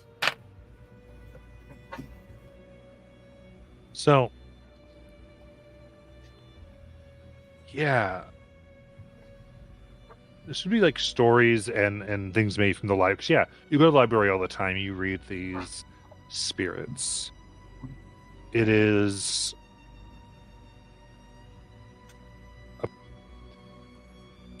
the process seems to be that the person involved, the whole carrying part of a spirit, they become almost part spirit. They carry it, and the glory that they have and that they achieve, the things they take or build, part of that through them is relayed to the spirit. Thus the spirit grows. And and you also wouldn't hear of, with that high of a score, that with this there is a benefit. Not just what is agreed, but there's this spirit self can grow in addition and grants larger powers to the person. Gotcha. Abilities. So they basically get to keep tabs on us at all time and grow, and like because you said, like they kind of like learn through the experiences that we're doing, right? Yeah. It's almost And as if what you do empowers them in their own world. They kind of become a more powerful being. Gotcha. Than they currently are. But yeah, it is like a piece of them. It's less their consciousness, though. It's not so much like they're always with you. This piece is more the connection that allows your achievements to benefit them. Gotcha. Okay. I'll just then relay in the telepathic bond that it seems if we take this part with us, it will grow here in this plane, but we might be able to access some powers with it. look at the and I just and Is their name enter- as Scotty, or is that the being that they are? They refer to themselves as Unsculpty. Okay. and I look at them and I just say, would you go with me on a thought experiment? Speak. What is it that you most desire?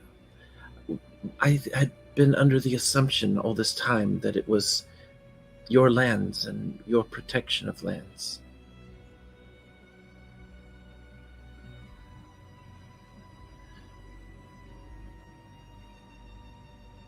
I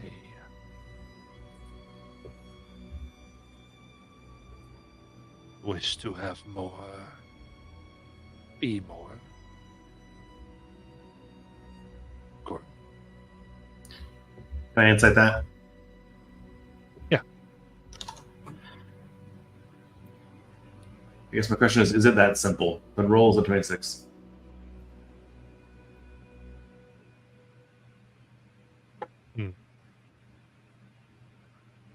It's accurate as far as the simplicity of it. Yeah, and I think in a very Viking warrior sense, sounds a lot like a growing clan, growing village, Right. To be more possibly raiding of other territory, but very much like you would know and be kind of comfortable. You know, I mean, you could decide if you're comfortable with it, but not not unlike what the humanoids do. In a sense. Brenny will speak on their minds. It rings true. It is clear in what it wants. And therefore, with that in mind, if you were to join with one of us and go out into this world of an immeasurable tasks which are yet to be determined, ones that might falter, ones that might succeed, and yet we get 2 pass-throughs. It seems as though perhaps our influence should also be considered.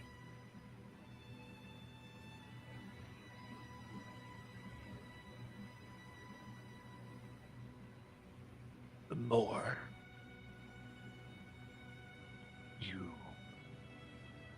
accomplish, achieve, and your name grows, the more blessings I shall give to the one who bears my spirit.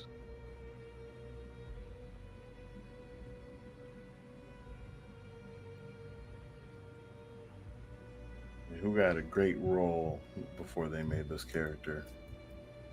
Who's supposed to do great things? I mean, a bunch of it, I think, by backstory. Yeah, I think we're all heroes. So a little bit of above, you may have many more opportunities to talk to spirits, and many more opportunities for different people to take a such a thing. And this will come with concrete advantages. Right. So this would be first of many, depending on how you wish to play your game. So I think now let's follow up question of that before we move on from that thought experiment is the if it is the influence that is shared, then perhaps passing through these lands should be considered an ally's task and not limited. Yes, as we both benefit from our passing through.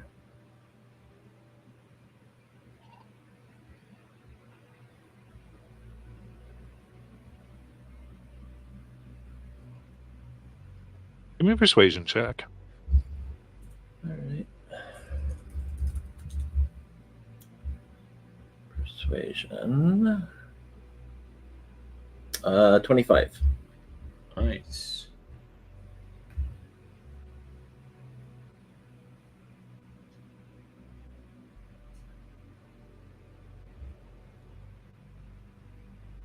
I will.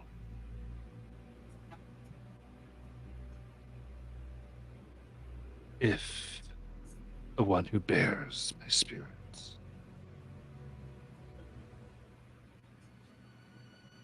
becomes fully empowered, who would they have earned and gained for me? I will grant them and all who they mark one passing by 1 year. Most wise and generous. And in my mind, I'm going to say, what are your thoughts, everybody?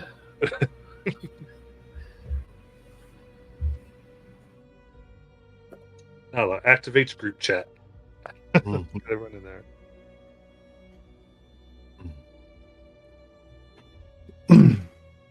It's funny. I think the person I want to give it to the most is not here. That's fine. It can work. What about Torhilda? Torhilda, I know you speak to your sister, right? Yes, my sister, my twin sister. Would this type of pact help benefit that? I have no idea. I'm not smart enough to figure that out. If you think it would, I'll do Listen, it. I don't know. I'm about as smart as you are, Torhilda. Right, yeah, so this is the problem. I'll do whatever, but I above the table, I'm cool with whatever.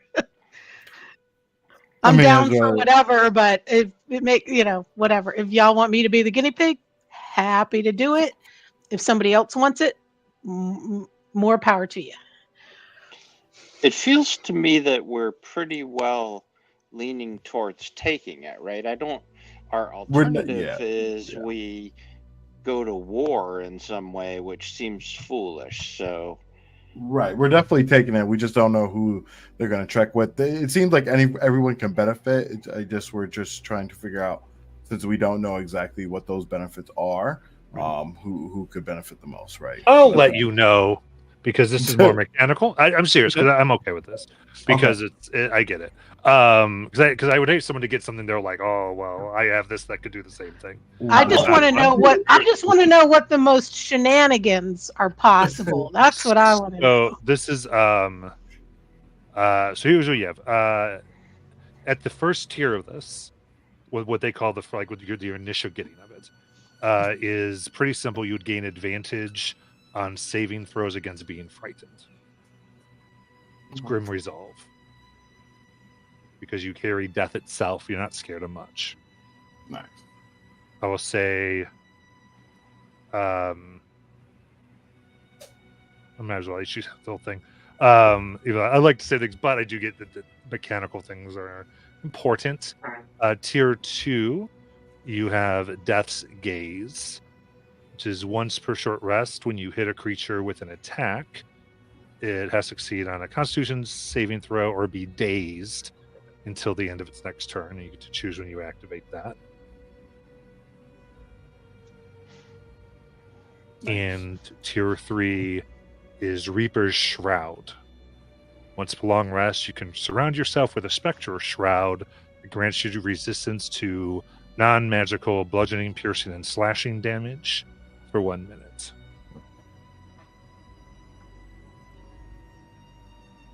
Yeah. So what was the second tier again? Death's Gaze. When you can activate when you hit a creature with an attack, it can succeed on a con save or be dazed until the end of its next turn. Is that once a turn? Actually, I think no. It's once a turn. It's once a turn, not once per short rest. It's once a turn. Is that any kind of attack, spell attack, or melee? Attack. Yeah, any so attack. So that could be good for anybody. Yeah, doesn't have to be melee. Yeah, so the only thing it would go anything that requires a saving throw is not an attack. So if you're making an attack roll, it's an attack. That proficiency bonus times per long rest. Proficiency times per. If Okay, we're looking at the same proficiency thing.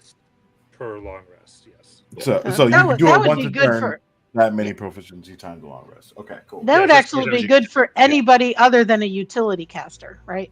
Which I don't Yeah. think we have one. So Anybody that makes Well, attacks. in If- tier- assuming we you all get make to attacks. that Yeah. Yes. tier. Thank you. Jonathan helped me get. And he could tell you there's a good like there's over 15 spirits you can deal with in this Nice. campaign, and there's a lot that you can potentially achieve through this system. I'm not sure if it's beneficial to Nala, because when I heard tier 3, it sounds a lot like Rage in some ways, and so I'm thinking Nala might Yeah. not be the best choice for this. I one. would, yeah. It Yeah, might yeah. double up on all this stuff. Yeah. Right. And I was saying anyone that's already immune to fear or anything like that, which comes with some things you might have chose. But Yeah, I mean, and we can maybe try to reach out to Layla, but I think clerics are mostly saving throw casters. But Spiritual weapons lets Oh. them do attacks. it's Yeah. just They actually have yeah. a few attack things, guiding bolt. Yeah. So it could be it would look good on anybody. Draw straws for it. And to be clear, that attack effect would be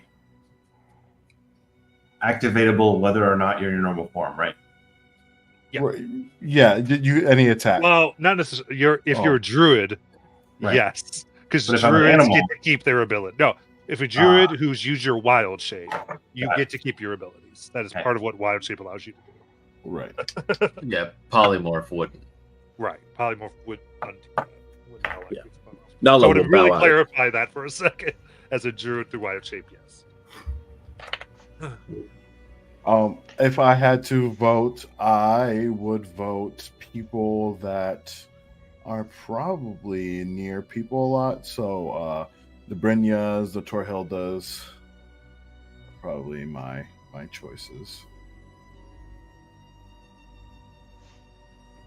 Yeah, I was thinking it doesn't especially speak to me. I think it would be pretty useful to most anyone, but it just doesn't feel super thematic to me. So I would be happy for somebody else to take it. But Yeah, It I'm appeals- cool if Brynja. I mean, having more than one character who can speak to the dead is probably helpful. So happy for Brynja to take it. It appeals to Brynja's sense of fatalism, like dead or not dead, it's all part of the process. Right. Yeah, I like that. I Cool. think it's thematic and it makes sense with someone who's so in tuned with the dead already. So in that case, Brynja, without really saying anything in her head, stands up, holds out her hand and a dagger, looks at the spirit and says, will Brynja, take that's a your weird way to do that. They don't bleed. "No, on my hand, I will take your mark on one condition. You never lied to me, I never lied to you."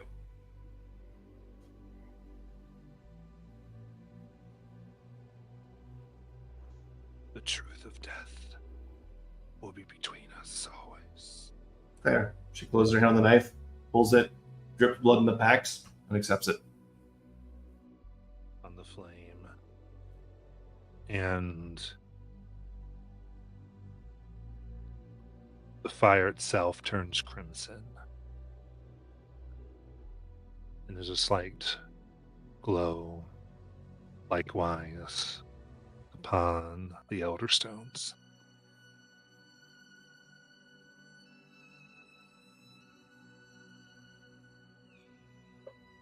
And Brenda, you feel coldness.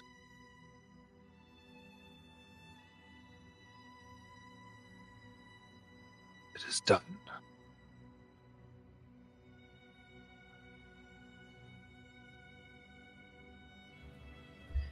We thank you. For You your time. remember the other part of this. In these lands, you will find what you must kill. Because there was a destroying their enemy Mhm. part of Their this. home. So let me do this. Let's go ahead and take this break before it gets any later. Cool. And then we'll come back. I think Bryn needs a ghost companion, so Svan gets a playmate. I've already got beasts. You want a beast? I've got like 5 of them. Oh, but Svan needs a ghost one, so Svan can have somebody. besides me to pester. Why not?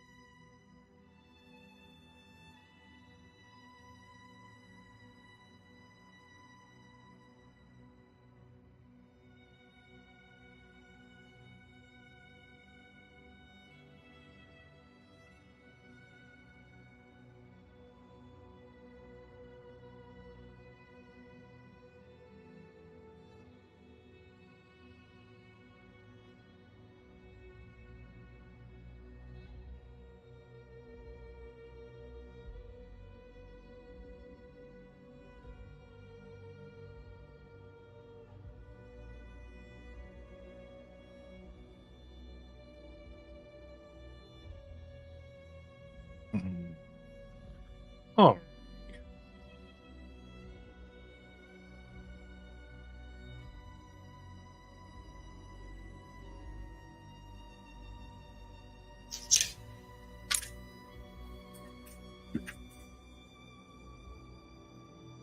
So.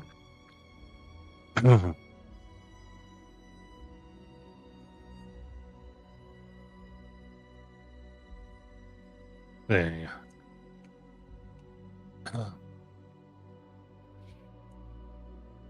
long ago,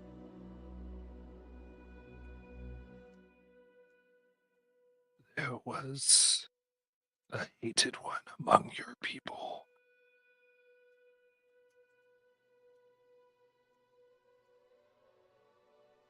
She was one who made the original pact.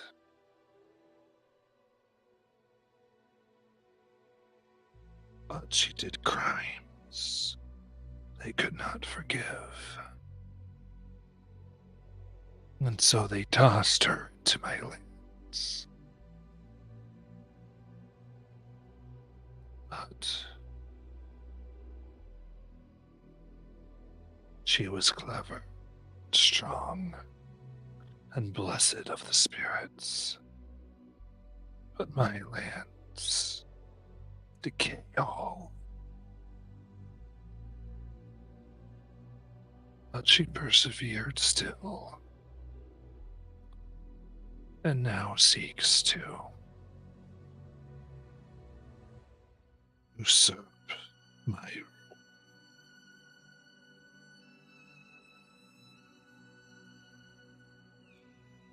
She has allied and tortured and stolen spirits.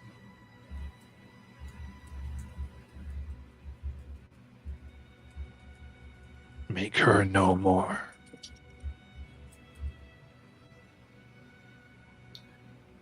What is her name? Ngatra. Getra? Ngatra. Ngatra. Ngatra. Mm.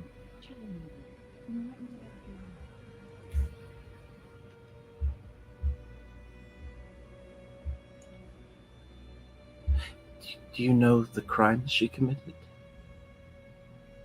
No.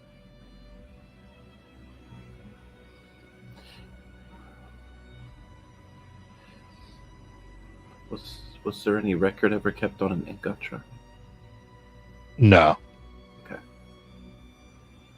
In fact, of the elders, you do not even recognize the name. So it means it may have been just forbidden to have been spoken of or written.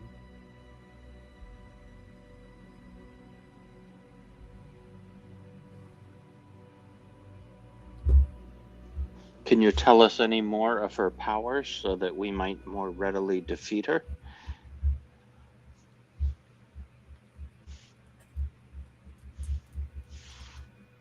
She has power over those that came from her. You will find yourself hampered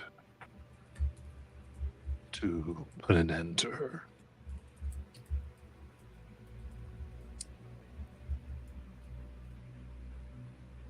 For her to look upon you and you to look upon her will sap the strength from your bones.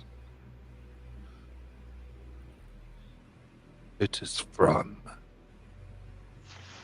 foolish lost descendants over the years that she has gained her endurance.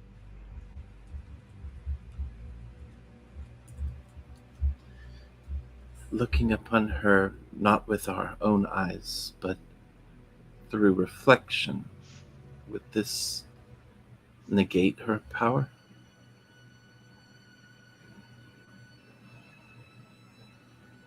No. For death is just another mirror.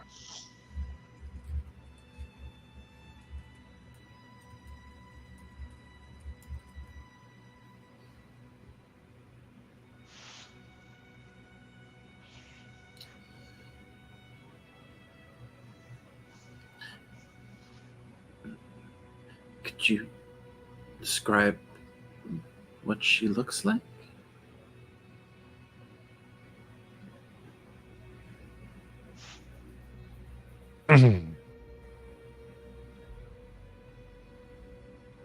She has stolen claws of dragons to make herself horns, and wears no flesh upon her form. She dwells near a dragon's jaw, where her servants attend her. Speaking of dragons, and a jaw of a dragon, does the name Darius Avanox mean anything to you?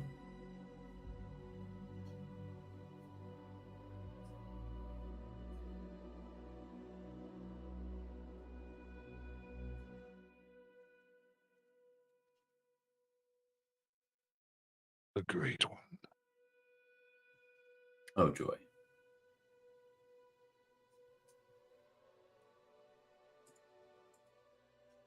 Yes. From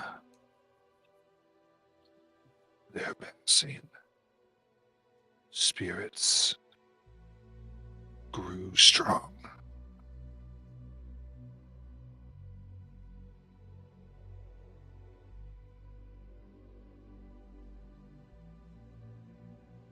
On their corpse did we all feed and know power.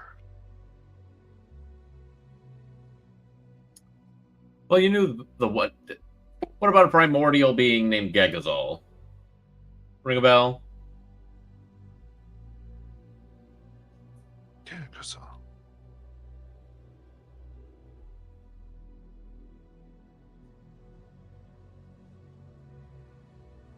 They scratch at the realm of the dead, breaking through from another place.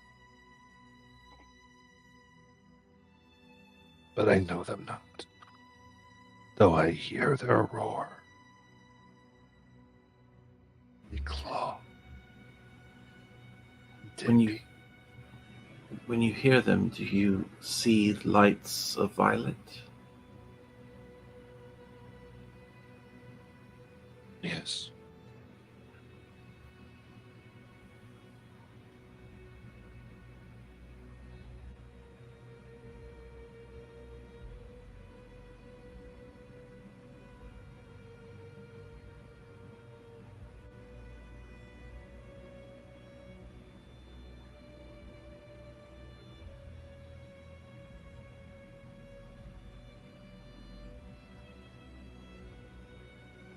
And does I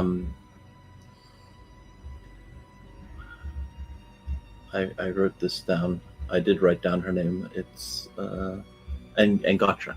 Does Engatra have a known weakness?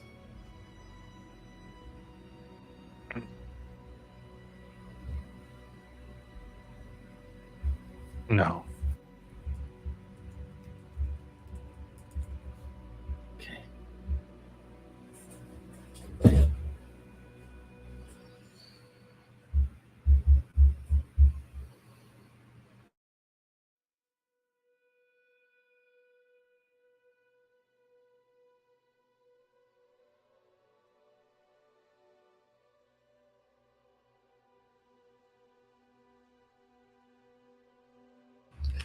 In my mind, I just say, does anyone else have any questions, or is our business concluded?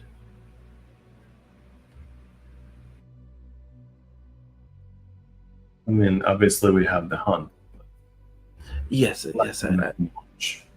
yes. I just meant to leave her presence.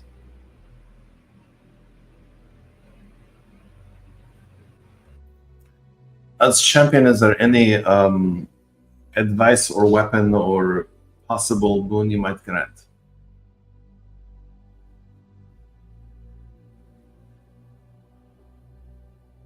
of what I give given. You have said your piece.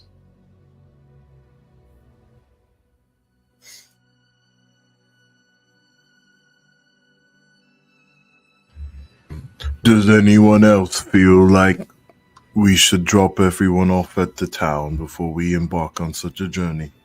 So this would be in this realm. Oh, it's in this realm still. Got it.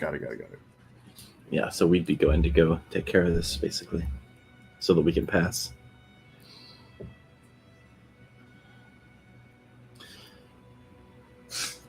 Are there any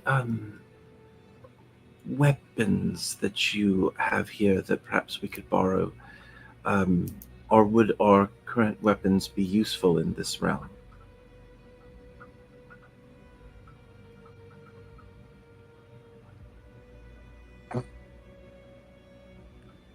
Weapons of simple ore are less troubling for the dead. Okay. But I have none to give you. Thank you.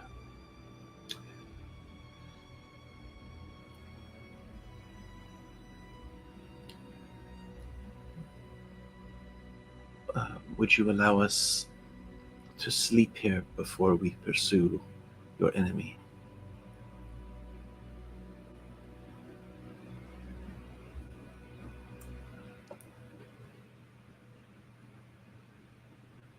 With a warning. The rest here can overwhelm you with the sadness of the dead. It grows stronger every sleep you do. Understood. In my mind, I say, I don't think we should sleep here, guys. So, of course, game terms, another save with a higher DC. Yeah. But you are free to try what you like.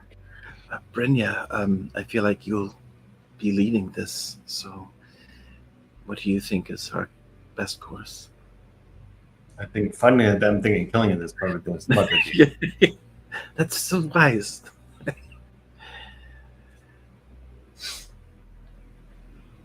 Do we have a general direction yet, or not quite?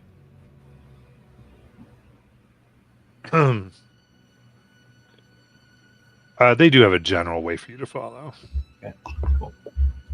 So Brynja will definitely, with her freaking, bloody hand and weird mark to follow, go ahead and pursue out that way. Okay, so you will not avail yourself of a long rest, everybody? No. I'm fine with it. Not. No, I'm good. The stories you hear about sleeping in the Feywild. Nope. It's the worst. Through this realm of shadows, it's not a good place to sleep. I mean, if you want to lose yourself here forever. Okay. That's just a short rest.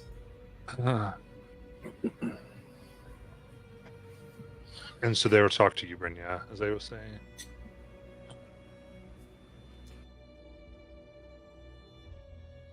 You must descend from this pillar into the valley of Death's Shadow. There, find an archway of bone. Shed our blood upon the bone, upon the skulls. She will know you have come to kill her, but you will trespass safely to where she is.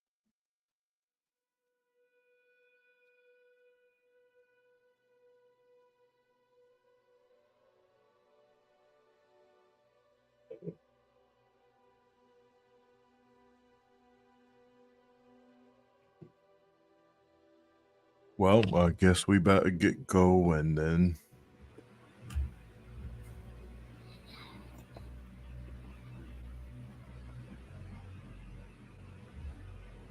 All right.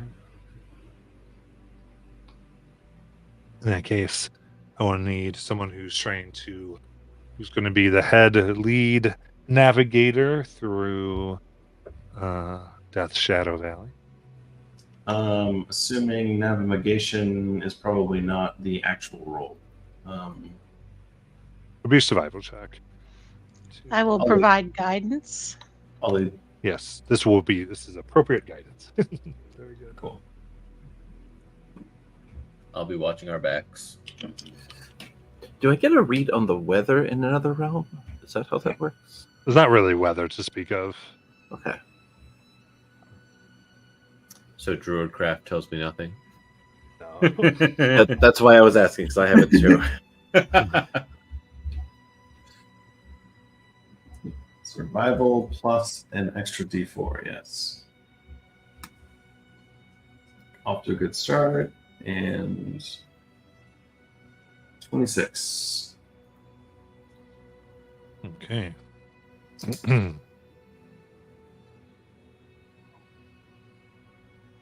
Then you are able to move through. This is a darkness where you feel yourself around on the edges. It's magical. And you can see spots of silver to somewhat guide you. But nothing else. There's large holes that you have a feeling have no end, that cry with those who have fallen but will never hit the bottom.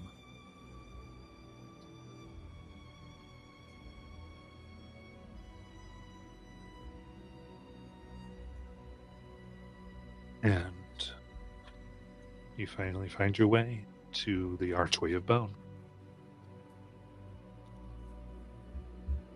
Anything particularly remarkable other than the fact it's a fucking magical archway of bone with skulls underneath? I mean, that is pretty remarkable in of itself, but yeah, that's pretty much. Okay. Is there an obvious magic coming from it, or any kind of like arcane sense of some weirdness? So it's interesting because of magical darkness, you feel it first, but yeah, it feels itself. It's hard. It matches the death feel of much of this place. It seems it's easy to just mistake if you're not looking for an archway of just maybe some architecture if you don't know how to use it correctly. Once I activate this with my blood, she will know we are coming, but we will proceed. Are we ready? I am ready. I take out my axe. Anyone need the restroom? Anyone need a snack? Well, if you have any more of those berries, I always like those. If you're that hungry, yes, I can produce them. Yes, you need healing? I mean, I would definitely make use of it. I'll make use of it. Shoot. All right, burning first level for 10 good berries. Who wants what? I will take as many as I can. So whoever else wants them, go ahead. I'll split with you. Okay, So 5 and 5. works for me. Cool. All right. I could use That- another 23 healing. Let's see if I'm going to do something with myself. Are you in rough shape? Do you need some help? It's not the roughness, but I could use 23 more. I could use some Brenya, but you don't have to waste it on me. Depends on what other uses we have. There are many other spells to cast. I will tell you what. Because I can upcast, let me burn a little bit of extra love on. Healing word for 12 more. Oh, 12's good. Nice. Yep. Thanks. And now is the Glicker ready for battle or not quite? Oh, yeah, I mean, he's good. And the rest, they all look pretty ready for. Decent enough. That sounds pessimistic. Are you dying or are you not? No, dying? no, just 14 away from full. I'm Cool. decent enough. I'm okay with the answer. Yeah. So in that case, Brynja will again pull out the same hand and the same dagger and make the same cut and drip a little bit more blood on the skulls at the base of the archway of bone and wait for some kind of portal open.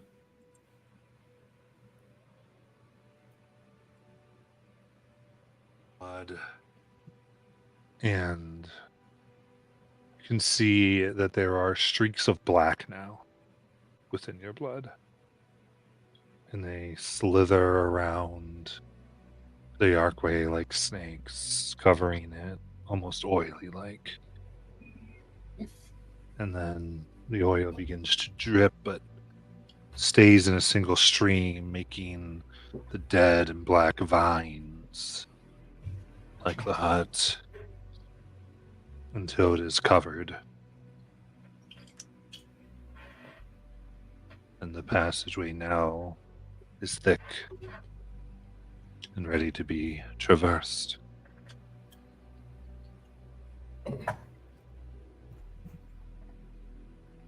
The resemblance between the vines in the previous magical realm versus this one, they're awfully similar, maybe? Yeah, they look like identical to and Scody's vines. Okay. So, same magic or same kind of magic? Seems the same. Like this is the spirit's power. Okay. So you get the feel that's probably doing the same on the other one when they say they know you're coming. This is the spirit's power giving you an intrusion to this other one's realm. Okay. Nala would ask in her head, is it normal for plants to be alive in a land of the dead? No, it's not. It's something else. It's significantly more unnatural. Seems like a funny thing to say here, but yes, unnatural. Only magic. Hey, Brynja, can I ask you a question? You can always ask one, Wonder. Do you think this Anscoti is a powerful being? I think on the scale of the greatest god versus the smallest ant, you're 2/3 of the way up the scale. There is definitely power to be able to hold undead in place and conquer territory in the material for tens or at least hundreds of years. Yeah, that is some power, but it also could be quite limited. It could be a win-win bargain with someone who only has a very small piece of land. So probably if we went to battle against him, he would defeat us? No guarantees. It just makes me anxious that we're going to fight something that he can't beat. Is that smart? You actually raise a very good question. In magic, there are sometimes these words called antipodes, things that are opposites that cannot fight each other directly. So they have to use pawns or agents, players to fight against each other. If they're of opposite but equal power, they must always use some other thing to attack each other. My belief right now is that we are pawns of the one to attack the other because they cannot attack each other directly. Does that make sense, or is that too abstract? I'm still trying to figure out what antipodes are. Imagine the world is not a flat map, but it is like a round thing, like a ball. And then you have one thing on one end, and then there's the opposite thing on the opposite end, as if you drew a line through the whole thing. That is an antipode. The opposite side of the world. So maybe we have skills that he doesn't have. I hope you are right. Cannot use. Or it is fool's errand and we all die. It's fine. I was thinking it was that one, so I'm glad to hear there's another choice. I feel a little bit better now.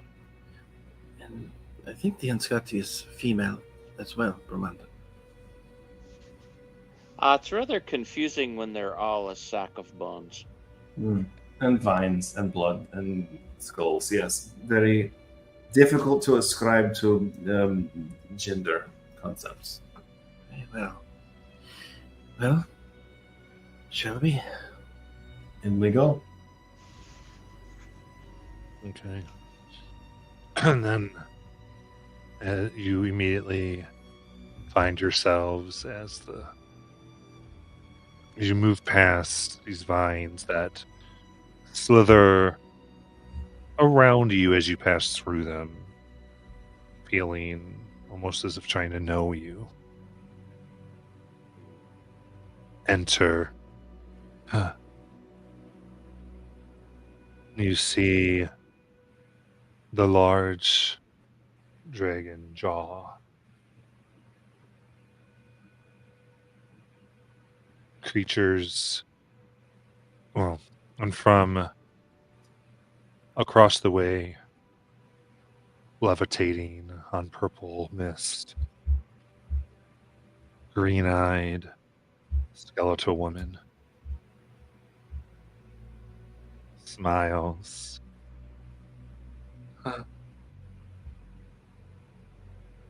If it isn't descendants who wish to kill me, like their unrighteous forebears. As skeletal soldiers, four-armed, bearing heavy scimitars, run, and shadows leap from behind pillars of bone. Go ahead and give me initiative. Do I still have the D8 reminder? 8 hours. Okay.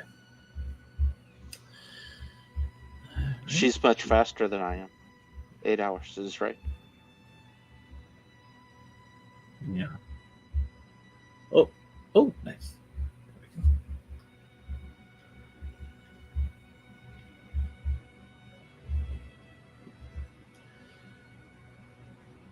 So it's a 21 total for me.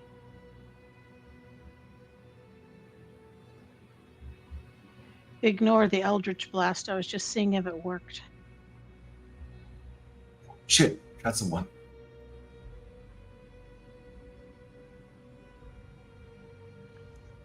And actually, I don't have any idea how we're arranged, but if you're within 10 feet of me, you're also +4. Oh, well, 25 then. Just chilling in the entryway. Yeah, you're all with Shit. Absolutely. All right, looks like I got everybody. All right, so you can see the battlefield. You see the woman floating above.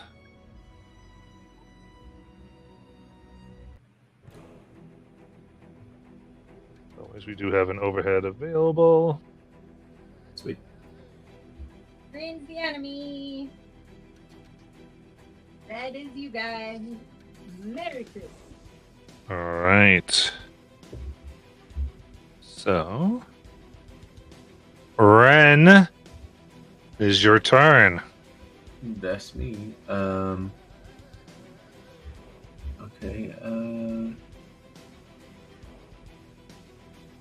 So she's that big bitch over there in the back. Yeah. How Flying far up am I there. from her? Oh, flying? Fuck. Slightly floating. She's not. She's levitating, sort of. Okay. She's not up in the air. Yep. But I do need to know if you're going to look at her or not. Yeah, because I don't know not to. We Yeah, talked we about were it. told. We were told okay. about it. Yeah, we had a whole Well, I mean, conversation. I've got to look at her to attack. So yeah. You got it. Give me a charisma save. 7 plus Formunder's thing, so 12. Oh. Hold on, I'm checking the verbiage on this feature.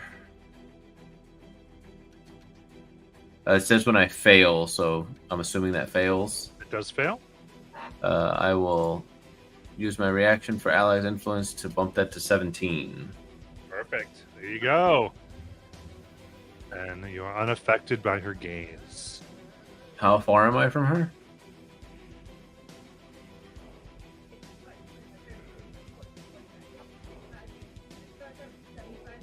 Nine. 90 feet. Jesus Christ. And then these tentacle things are They're shadowy creatures. okay. And then there's the you can see the skeletal warriors.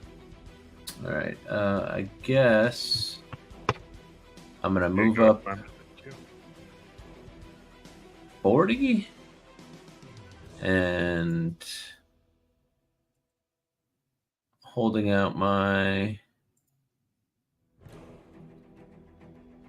Yeah. Do you want to get next to one of the skeletons? No, because I'm gonna attack her. Okay. So just yeah, if I can avoid them, preferably. Oh, and you need the pillar.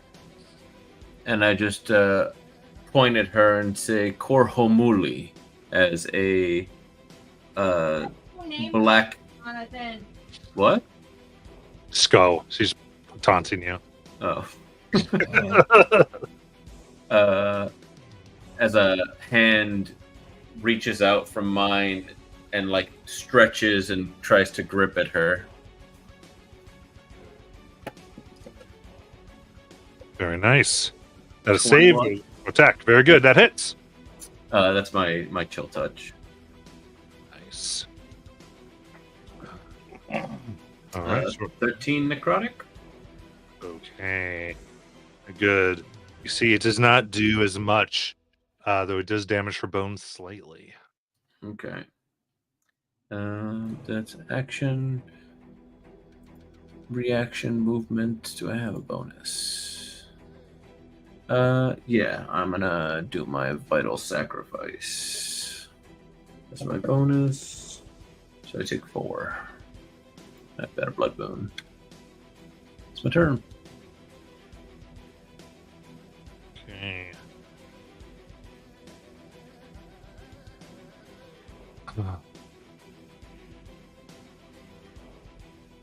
Okay, she reaches out.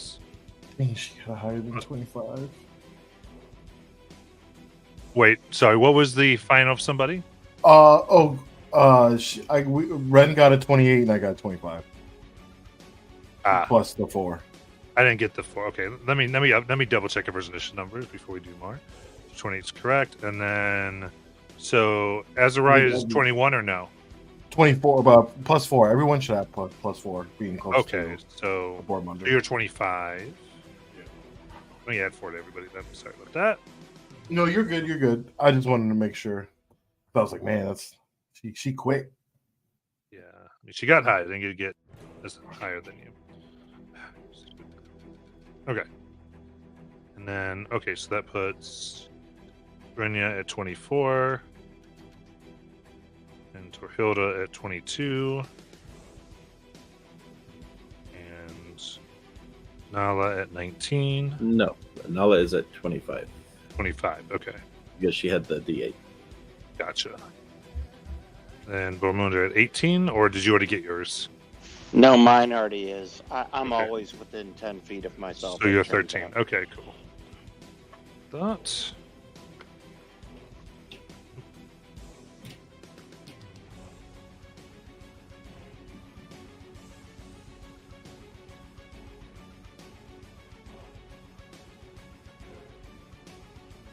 Cool. All right, now I think everyone is correct. So, yep, Azariah, it is your turn. I'm just going to look at where I see the congested skeletons are, and a crimson fire starts to come out of my staff above the crystal atop it, and then a fireball flies over that that way. Trying to get as many of the A wolves. lot bigger than a fireball, FYI. All right, so how many did you get? Because I just want to show. It's a lot bigger than the fireball. You're only going to get like 2 of them. Unless you want to move over here, then you get 3. Over here, you get 2 Well, if skellies. I can get 3 of the minions if I get it over there. You can get 4 if you do it right here. Okay, then I'll do that. 2 skellies, 2 shadows. You got it. That's gonna be what is it? 17 for Dex. They're shot at. Oh, give me a sec. Okay, so what's your DC? 17. Okay, 17. What's your damage? Oh, yeah, let me roll that here. Oh my gosh, that just flew away from me. Didn't even let me read it. Jeez. 24.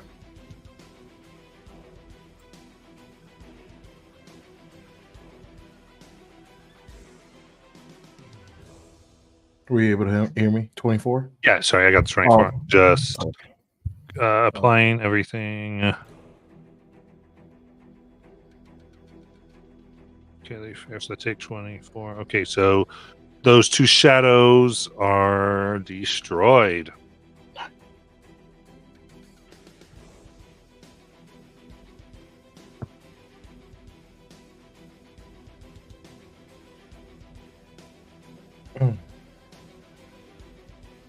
Right. And that will be my turn.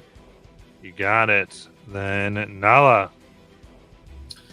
Nala will rage. Let's see. Closest thing to Nala would be one of these little nasty things. Is that right? Yeah. Yeah, the All shatter. right. How close are they? 20. 20. Okay. So damage type. I guess I'm gonna try thunder. I'll try All right. thunder. And I'll go ahead and move up 20 feet as part of the rage, so that'll get me to them, and it saves my movement. I am going to go ahead and make an attack using Great Weapon Master and all that stuff. Much taller than that. All right. And my attack roll, I am going to use lucky.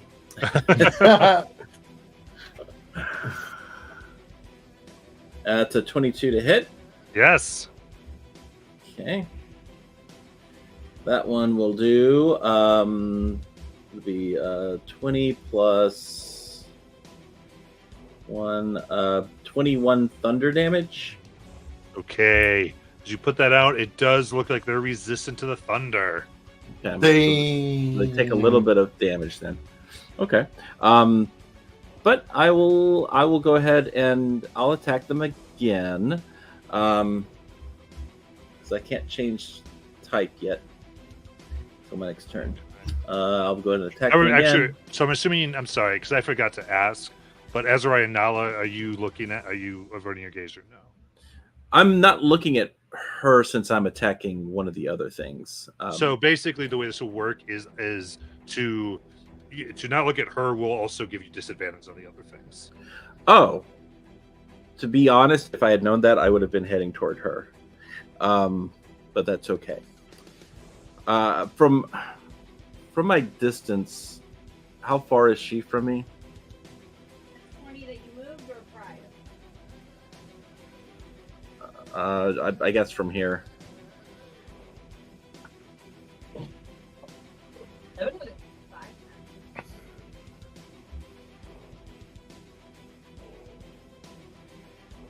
75. 75. Okay. Okay. But I'm assuming well, you run through like a big like red pool, I think. But yes. Yeah. yeah. Blood pool. What's going Well, on? it's however you want to roll it. I honestly did not know that. That's why I was trying to be strategic with attacking these things. But if you want me to roll without the reckless, that's cool. Wait, because reckless will give you a straight roll. So I would just say I'd say we can continue it and do what you want to do. So you just do you're recklessing, but you're given a straight roll, flat roll for this.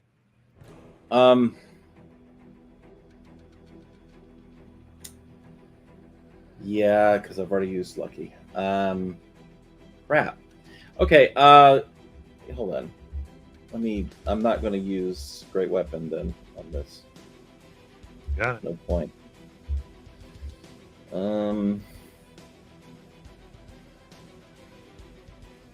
Yeah. Okay. Yeah. I'll swing again. That'll be a 24 to hit. That hits. That's 16 thunder. All right. It screams and dissipates. All right. Use my full movement, 40 feet, to move toward the evil lady. I can't remember her name. Gotcha. Yeah. And that's my turn. Okay. All right, then. I think Ezra, we'll just get all the next turn. So, Brania, averting or not? So attempting to avert, I'm going to ask you a question pretty directly about how this works. My plan is to drop an ice storm on her and the two minions next to her. Can I drop it? Again, this is 20-foot radius, so 40-foot diameter and 40 feet tall because she's floating. It's within 300 feet of me. Can I drop it on one of our minions to get both of them, she and them? Can I drop it on all three of them? Do I have to look at her directly to drop it? You can avert and still drop it because of the way the Okay. spell is, yeah. Cool.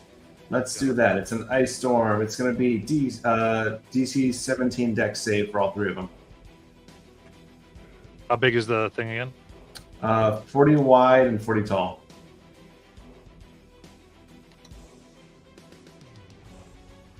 Let me get some. Should be all three of them. If you were going to get the fourth, but it's just the three of them in the back. Because that's a shadow. Dude and her. Got it. It's just checking for the And what's the save? DC 17 dex.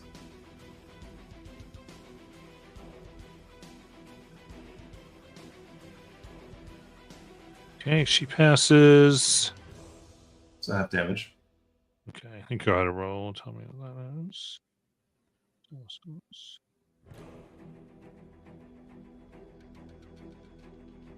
Do they let you save or no? Yeah, they all pass. They all pass. Okay. Yep. That's going to be bludgeoning of 4, and then cold of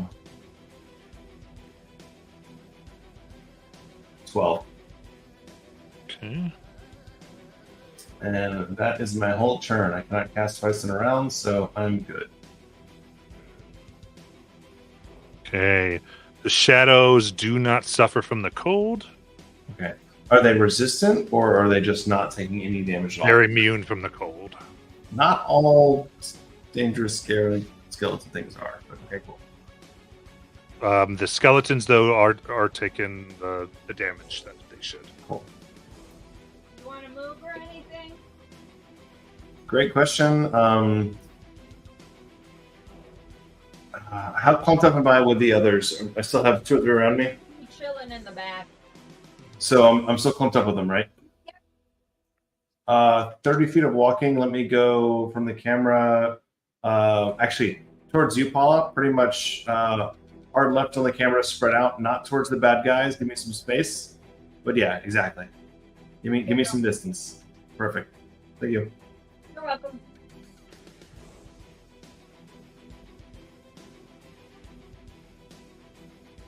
Okay.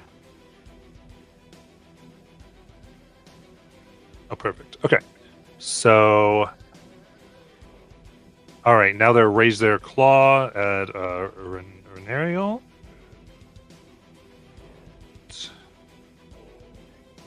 That is, this is Angatra. She glows, and there's a 23 to hit. Yep.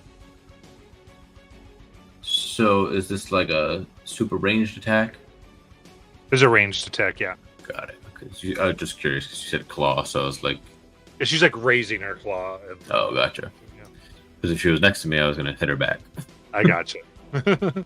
Perfect. That is 19. So as you just says, it's the bones around, like that are lifted around the area, rise up, and they pierce you for 19. And they begin trying to work their way through your skin as if searching for your spine. And I need a Constitution saving throw.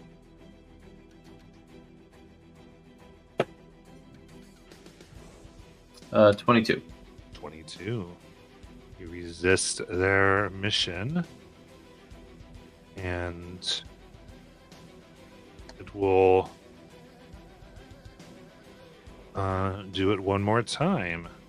Take their second attack. The 27 to hit. I need another con save. 21. All right. Then that is sorry, yeah, so you're good, and that's 19 piercing damage.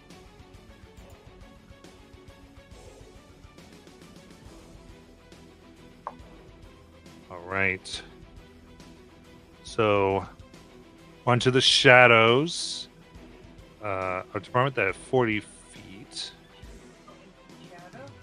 Or one of the shadows? There's shadows. It's their turn. 40 feet. Well, this one can get to Brina. Okay, can I get to Nala? Yeah, good. So it's gonna be what it wants. 40 feet.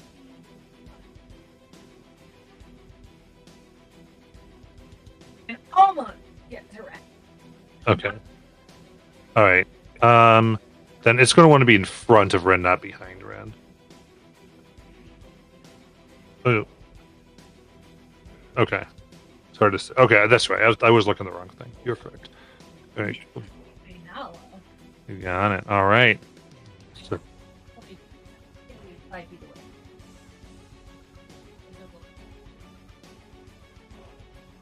okay. You got it. Nala, that is a dirty 20. That hits. Okay. It reaches out and grabs your back for 10 cold damage. The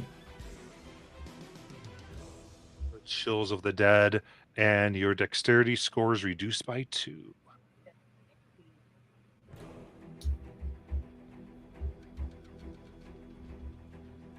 Oh, note that. That matters for the ACs. And then we go to Torhilda. Okay, where is Torhilda? Can Torhilda come forward 30 feet? I want to be within 30 feet of Nala. All right. And are you going to avert your gaze? Yes, and I'm going to take out my steel mirror because I have one, of course. Nice. Like So you I'm do. sort of in the middle there. And what party members are within 30 feet of me? Nala, Ren, Bryn, everyone. Everyone. Okay, I'm going to cast. Okay, here comes a. We're missing Layla, so I'm going to cast Bless on myself first of all, and Nala, of course. Nala needs it, and who else is making attack rolls, but not necessarily dex ones? So I feel like Ren also. Mm-hmm. So me, Nala, and Ren have Bless going on. And then I'm going to, I'm just going to use a bonus action to go ahead and get Svanhilda 15 feet from me and move her in a position to be in front of one of the weird, whatever they are. So put her in front of, I'm sorry, I don't see very well, so I apologize. Can we just put Spawn in front of one of the weird bad things? to kind of keep them off of a party You want member? Shadows, or do you want the scouts? Whatever, I can manifest her 15 feet from me and move her 30. So whatever I. She's allowed flanking. Yeah. Then you probably want to put her right here behind the shadow, so Nala has flanking. I don't think you get flanking with a Yeah. So Nala doesn't get flanking, but the shadow can get flanking from Nala. But Svan gets opportunity attacks if anything tries to move by her. So put her where something's going to try to move past her. Right here. Because Okay. she's between these two. Okay. Yeah, she's going to try to protect. Yeah. Okay. That'll work. Thank you. That's my turn. Thank you, ma'am. Very good. And then Balmunder. Okay. I'm totally looking at her. I'm not scared. You got it. Give me a charisma save. I am plus 14. Surely I can't be so bad. 21. Nice. Yeah, you're like, whatever. You go forward. I think I am going to give a go at some Eldritch Blast action on her. You want to move or anything? And so the first one is 25 to hit. That hits. So that's 12 points of force damage. Nice. Let everyone know. Does that damage as I would expect? Yes, that hits her strong. Oh no, a 14 probably does not hit her so strong. No. And then with my bonus action, I am going to cast Compelled Duel. And so that will compel her into a duel with me. She needs to make a wisdom save. You ain't playing. Dirty 20. Yeah, so she's not that impressed.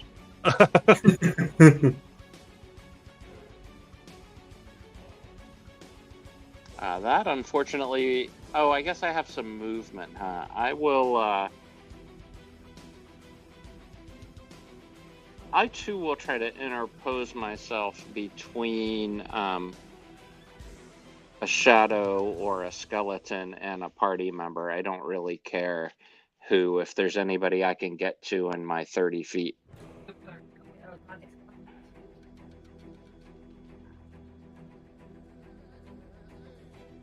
Do you want to block Ren from a shadow or from a bone? Probably a shadow.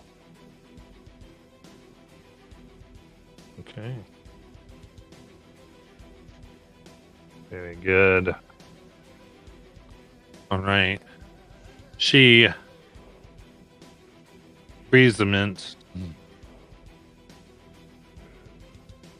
You still use the same tactics. I see. And as a note, everyone will have disadvantage on saving throws against her. As she begins to recognize your tactics. Come on, they're fairly. Boo. No, just kidding. We're brand spanking new. She can't know us. Salt. She came from your thing. All right. Now. All right. So now we've got our skeleton friends, the Vector. That up to Nala. Yeah. Does have flanking with the shadow. She's still raging though. Okay, perfect. Well, we'll do that one first. They have 30. So, all right. It locks eyes with Nala, and I need a charisma save from Nala. Don't forget your D4. 18. Nice. And take its attacks. All right, first sword comes down for a 20 to hit. Mm-hmm. You're raging, so that'd be 9, half to 4 slashing, and 3 necrotic damage. Surround your skin. Then its second blade for 25 to hit. Only 6 half to 3 slashing, and 4 necrotic damage.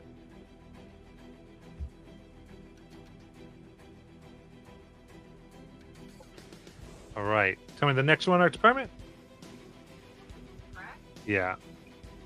Gotta go after, It can, yeah. Generally, they want to stay guarding. They want to stay guarding Ngatra as best they can while attacking. else is gonna get an opportunity. Yeah. So it'll strike against. One is from Nova. Okay. That's not the right name. What's the right name before I say it wrong? What's Svanhilda? Svanhilda, thank Svan. you. It's like it's not right. Now I can't get the right one. I do not want to say it wrong because it'll get in my head. All right. That is 17 to hit. Her AC is 18. Yeah, it misses. They're taking another swipe for 19. That will hit her. Okay, so Svan vanishes. She does. All right, and then who's within 30 feet of them right now? Except for Rin and Baldy. Okay. So they'll look at Torhilda then, and no, because it's just they're just looking, but they need Hilda. I need as they stare at you, I need a charisma save. From me? Mhm. Okay. I'm going to roll this and then I get a d4 as well. This is a concentration check. Oh, it's being dumb to me because it's going to try to roll it. Okay. 16, 23. Do I need to roll my d4? Nope, you passed that was charisma. That was the same score. Yeah. Oh, I Okay. think I rolled a con instead. I'm sorry. I think I rolled the wrong thing. Let me try again. So 19. Okay, you're still good to go. Cool. Okay. So then, all right, the third one, Art Department. Does it want Tally or Red? So I think whichever one's closest to Gotcha. Okay. It'll go Pally. It'll get some Pally in its life. I guess I get an opportunity attack when it approaches. You get an attack, but yeah. Yeah, I There's guess. Claw Master. So quarterstaff. Yeah. Yeah, Polearm Master. Yes, that's a miss. Okay. Very cool. It will force a charisma save on the Pally.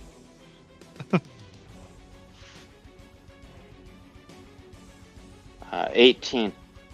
Okay, you pass. And yeah, its 2 attacks will miss as well.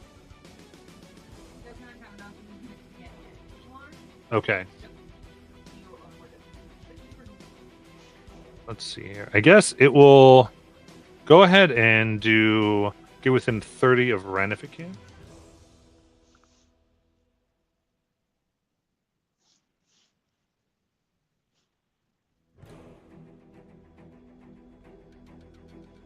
Okay. So we'll gaze, and I'll need a charisma save from Ren. I think Ren also has bless. Yep. It's behind a column. I'm just like, Okay. Can they do they have line of sight or not? He's behind a column. Can they move to line of sight, or would they?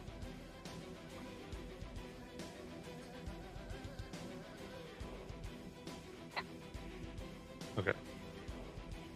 Gotta do that then.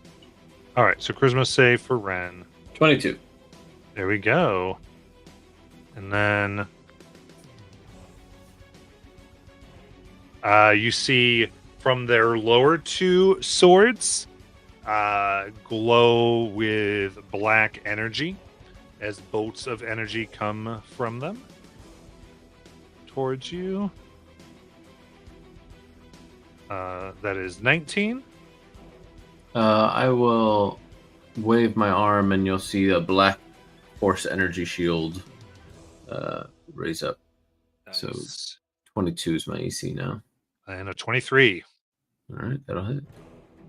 For 15 necrotic damage.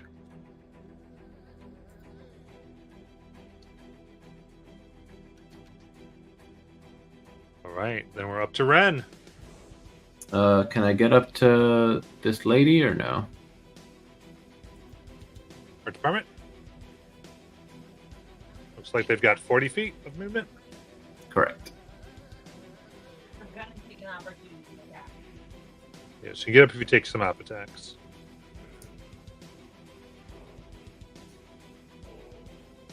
You are 10 feet from her. Okay. Okay, so I will sink into the shadows and reappear 30 feet closer to her as I misty step, Nice. and then walk up to her.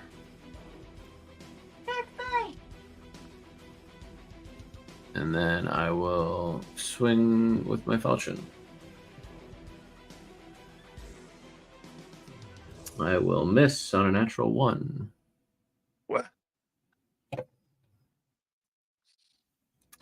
But that'll be 27 to hit That hits. for. It's going to be. I don't know yet, so I usually start with fire. So 10 fire. You got it. Fire will go entirely through. Yeah, you No. saw him get hurt with fire earlier. Okay. And I'm gonna dump an extra. Oh shit.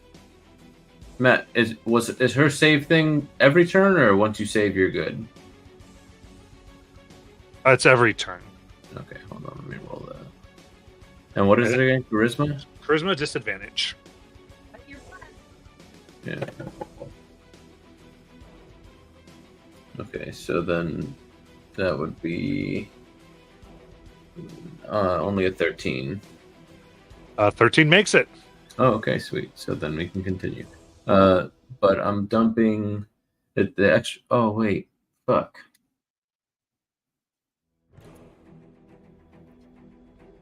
I guess I shouldn't do that. Actually, let me not do that because I already know that she is resistant to necrotic damage, so she'll just have a single affliction on her. I'm not going to spend the third level spell slot. Love the mini art department.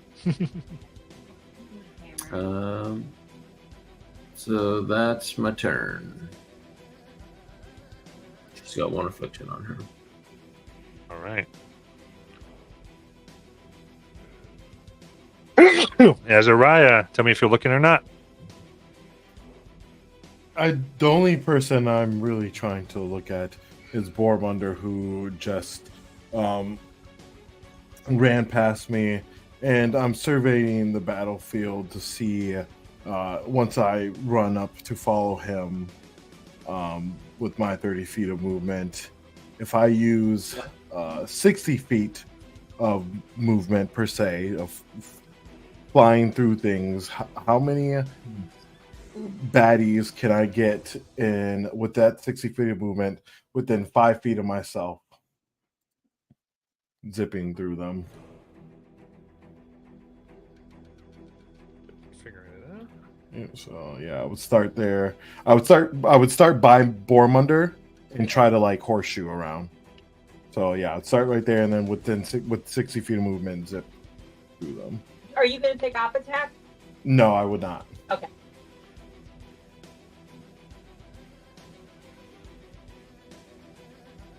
You would get 1 shadow and 3 skeletons. and you'd wind up here. Where is here? Sorry. Okay. Cool. So, Matt, it would be everyone except the ones on Nala. Okay. So it gets one shadow? One shadow, 3 skeletons. And Okay. the 2 he's not hitting are the 2 on Nala. Okay. So I don't like. I'm just trying to see if there's a shortcut. So okay. If you don't want to wind up by him, you can probably. Well, no. Either way, you're going to be within 5 of him. Okay, then I probably won't do that. I just don't want to get too close. Let's do this. Actually, I will get. I still will get behind Bormunder. But instead, red liquid will flow out the crystal as he probably feels in the back of his neck a little bit of wetness as I blood bond with him. And you will get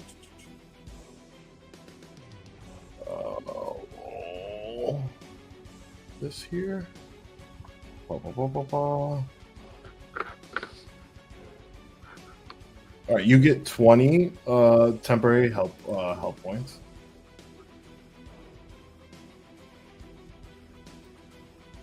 And I will stay right next to you this turn.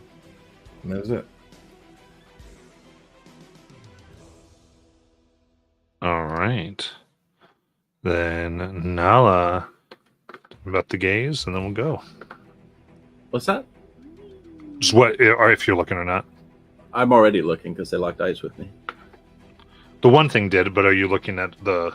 Are you going to look at Angacha? Okay, I'm confused again because earlier you said that if I was looking at any of them, it counted as. So the start of your turn, you get to decide if you're going to look or not. That is how it always works. So now you can decide if they're going to look. Okay, sure, I'll look. Okay, that's all. That's good. All right, give me a charisma save disadvantage.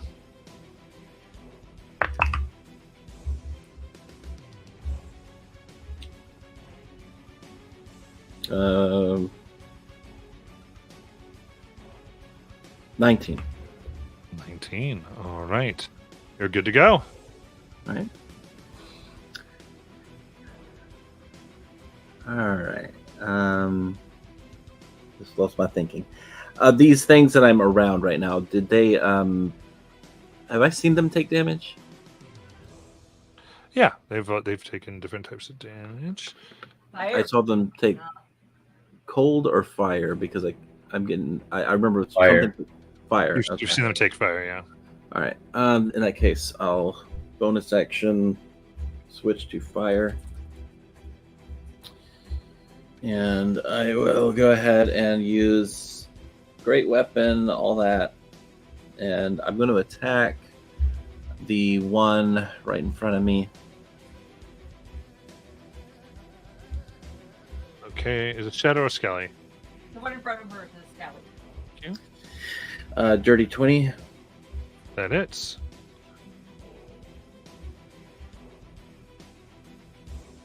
That one does 28 fire. Nice. I will attack again. Mm-hmm.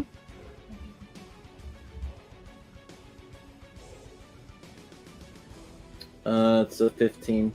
That'll hit.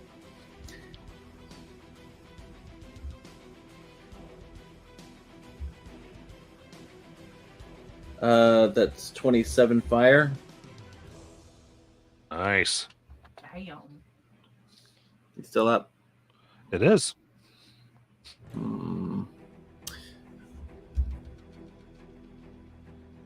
And I know I'm about 30 feet away from a gotcha. Yeah. If you go over that corner.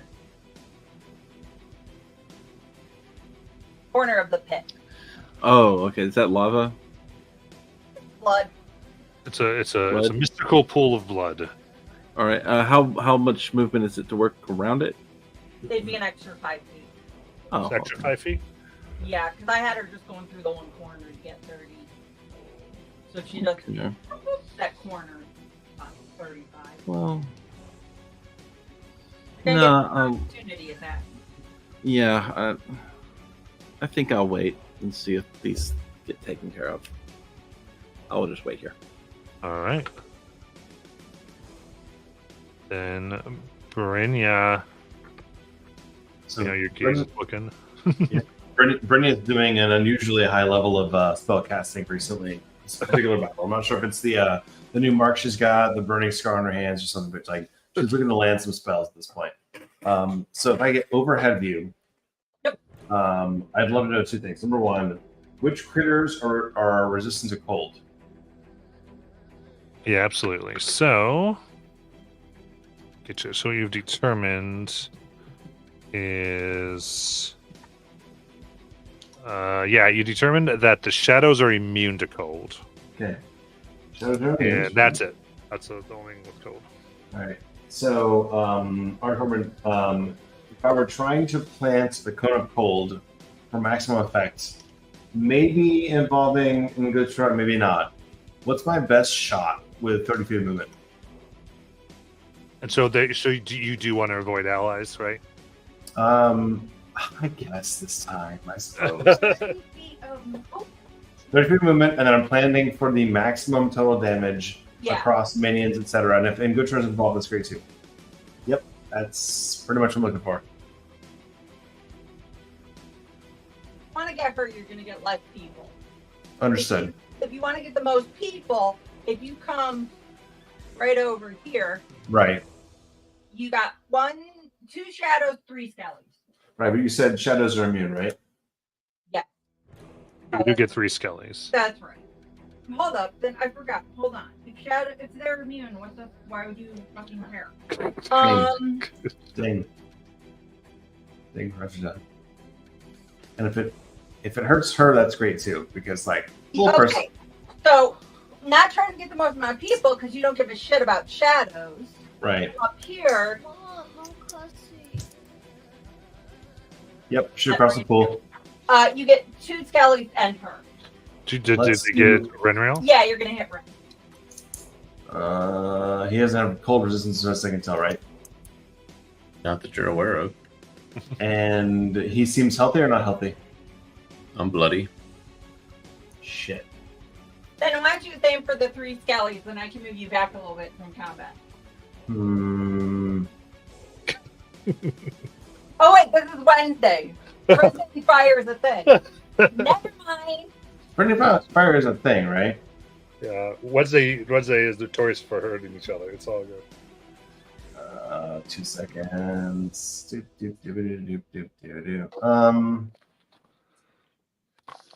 Actually, let's set that down a notch. I has a better idea You have the because bludgeoning is a thing. Yes. Let me just drop another ice storm on this. So ice storm is 40 wide and 40 tall. Yeah. And the skeleton's the focus. How many do I get?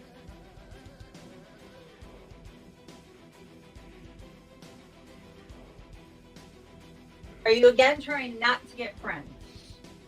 So far. How we can do that then? This is what, 6? 40 and 40.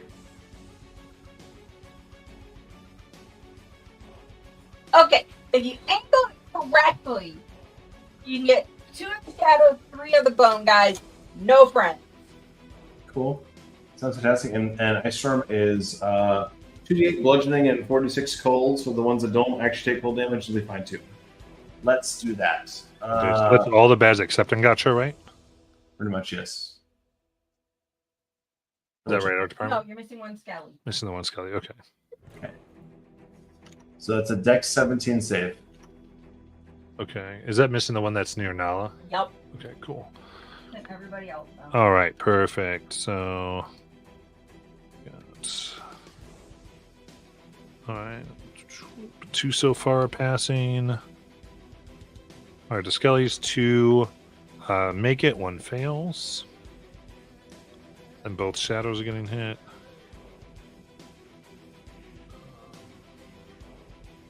Both shadows fail. So the bludgeoning is 8 or 4 per half. And the cold is shitty. 16 or 8 per half.